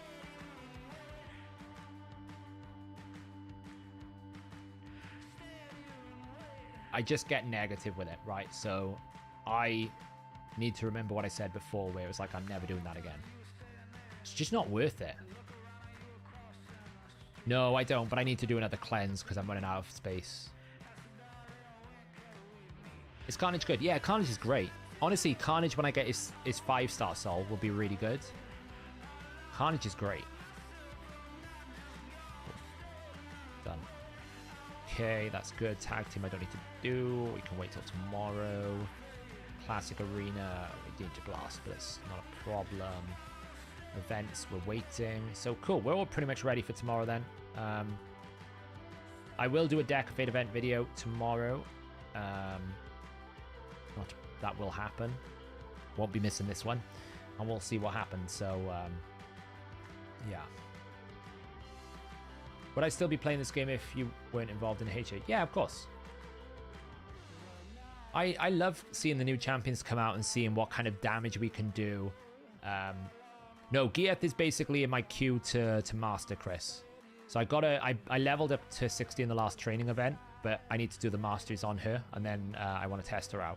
So, but yeah, I still enjoy Raid. Like, the problem is, what I don't enjoy is bad gameplay, bad content. What I mean by bad content is content in which I'm just like forced to run a scenario that the game is not designed around, right? The game is not designed to make me run a negative affinity champion into that situation. That is not why affinity exists in a game. Most games, when there's an affinity system, it is to force you to look elsewhere, right? If you're in Dragon and you're fighting Spirit Dragon, it's to force you to go, oh, I might need to use a different champion for this particular wave. It's never been, oh, by the way, negative affinity here is to punish you into forcing you to play an experience that is not fun. So, and one of the biggest complaints, and I was kind of proven correct, was they basically just repackaged pre-existing content into a bad game mode, and that is Sintranos. They had one cool boss that we had to explore, great, one cool boss, and then every other boss is just basically repackaged from another place, and they try to make it hard by putting the combo together. And it is interesting to fight two bosses together. It's not so bad that it's unplayable, but after a while it gets a bit boring. There's no diversity to it. So in terms of like the challenge, there isn't one, you know? Can we keep him alive? Yeah. Okay, he's gonna be difficult. Thank you. I would have much preferred if they had more diversity in the bosses, changed up the stage bosses. It's literally just now, did you manage to get the one champion that makes that wave tolerable? So, it is what it is. One thing's for certain though, I don't think we'll ever see any more adjustments made to Sintranos. Because I don't think they will add another difficulty curve because of how people have not had a positive experience with it. So, we shall see. Anyway, guys, I'm going to leave it there.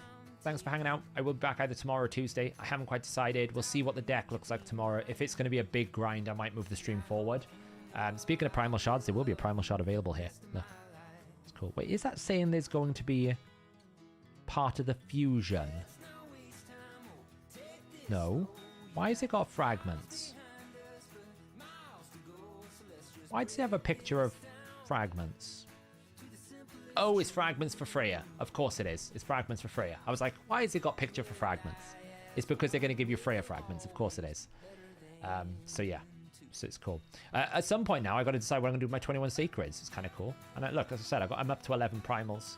Because of Siege now is a new primal when you win. Because of Hydra Clash, you get another primal. Because of Quartz, it's pretty good. If you play the endgame content, you get a lot of primals these days. So, we'll see. Anyway, guys, I'm going to leave it there. Thanks for hanging out. I will see you next week. And I will do that Deck of Fate videos tomorrow. See you guys.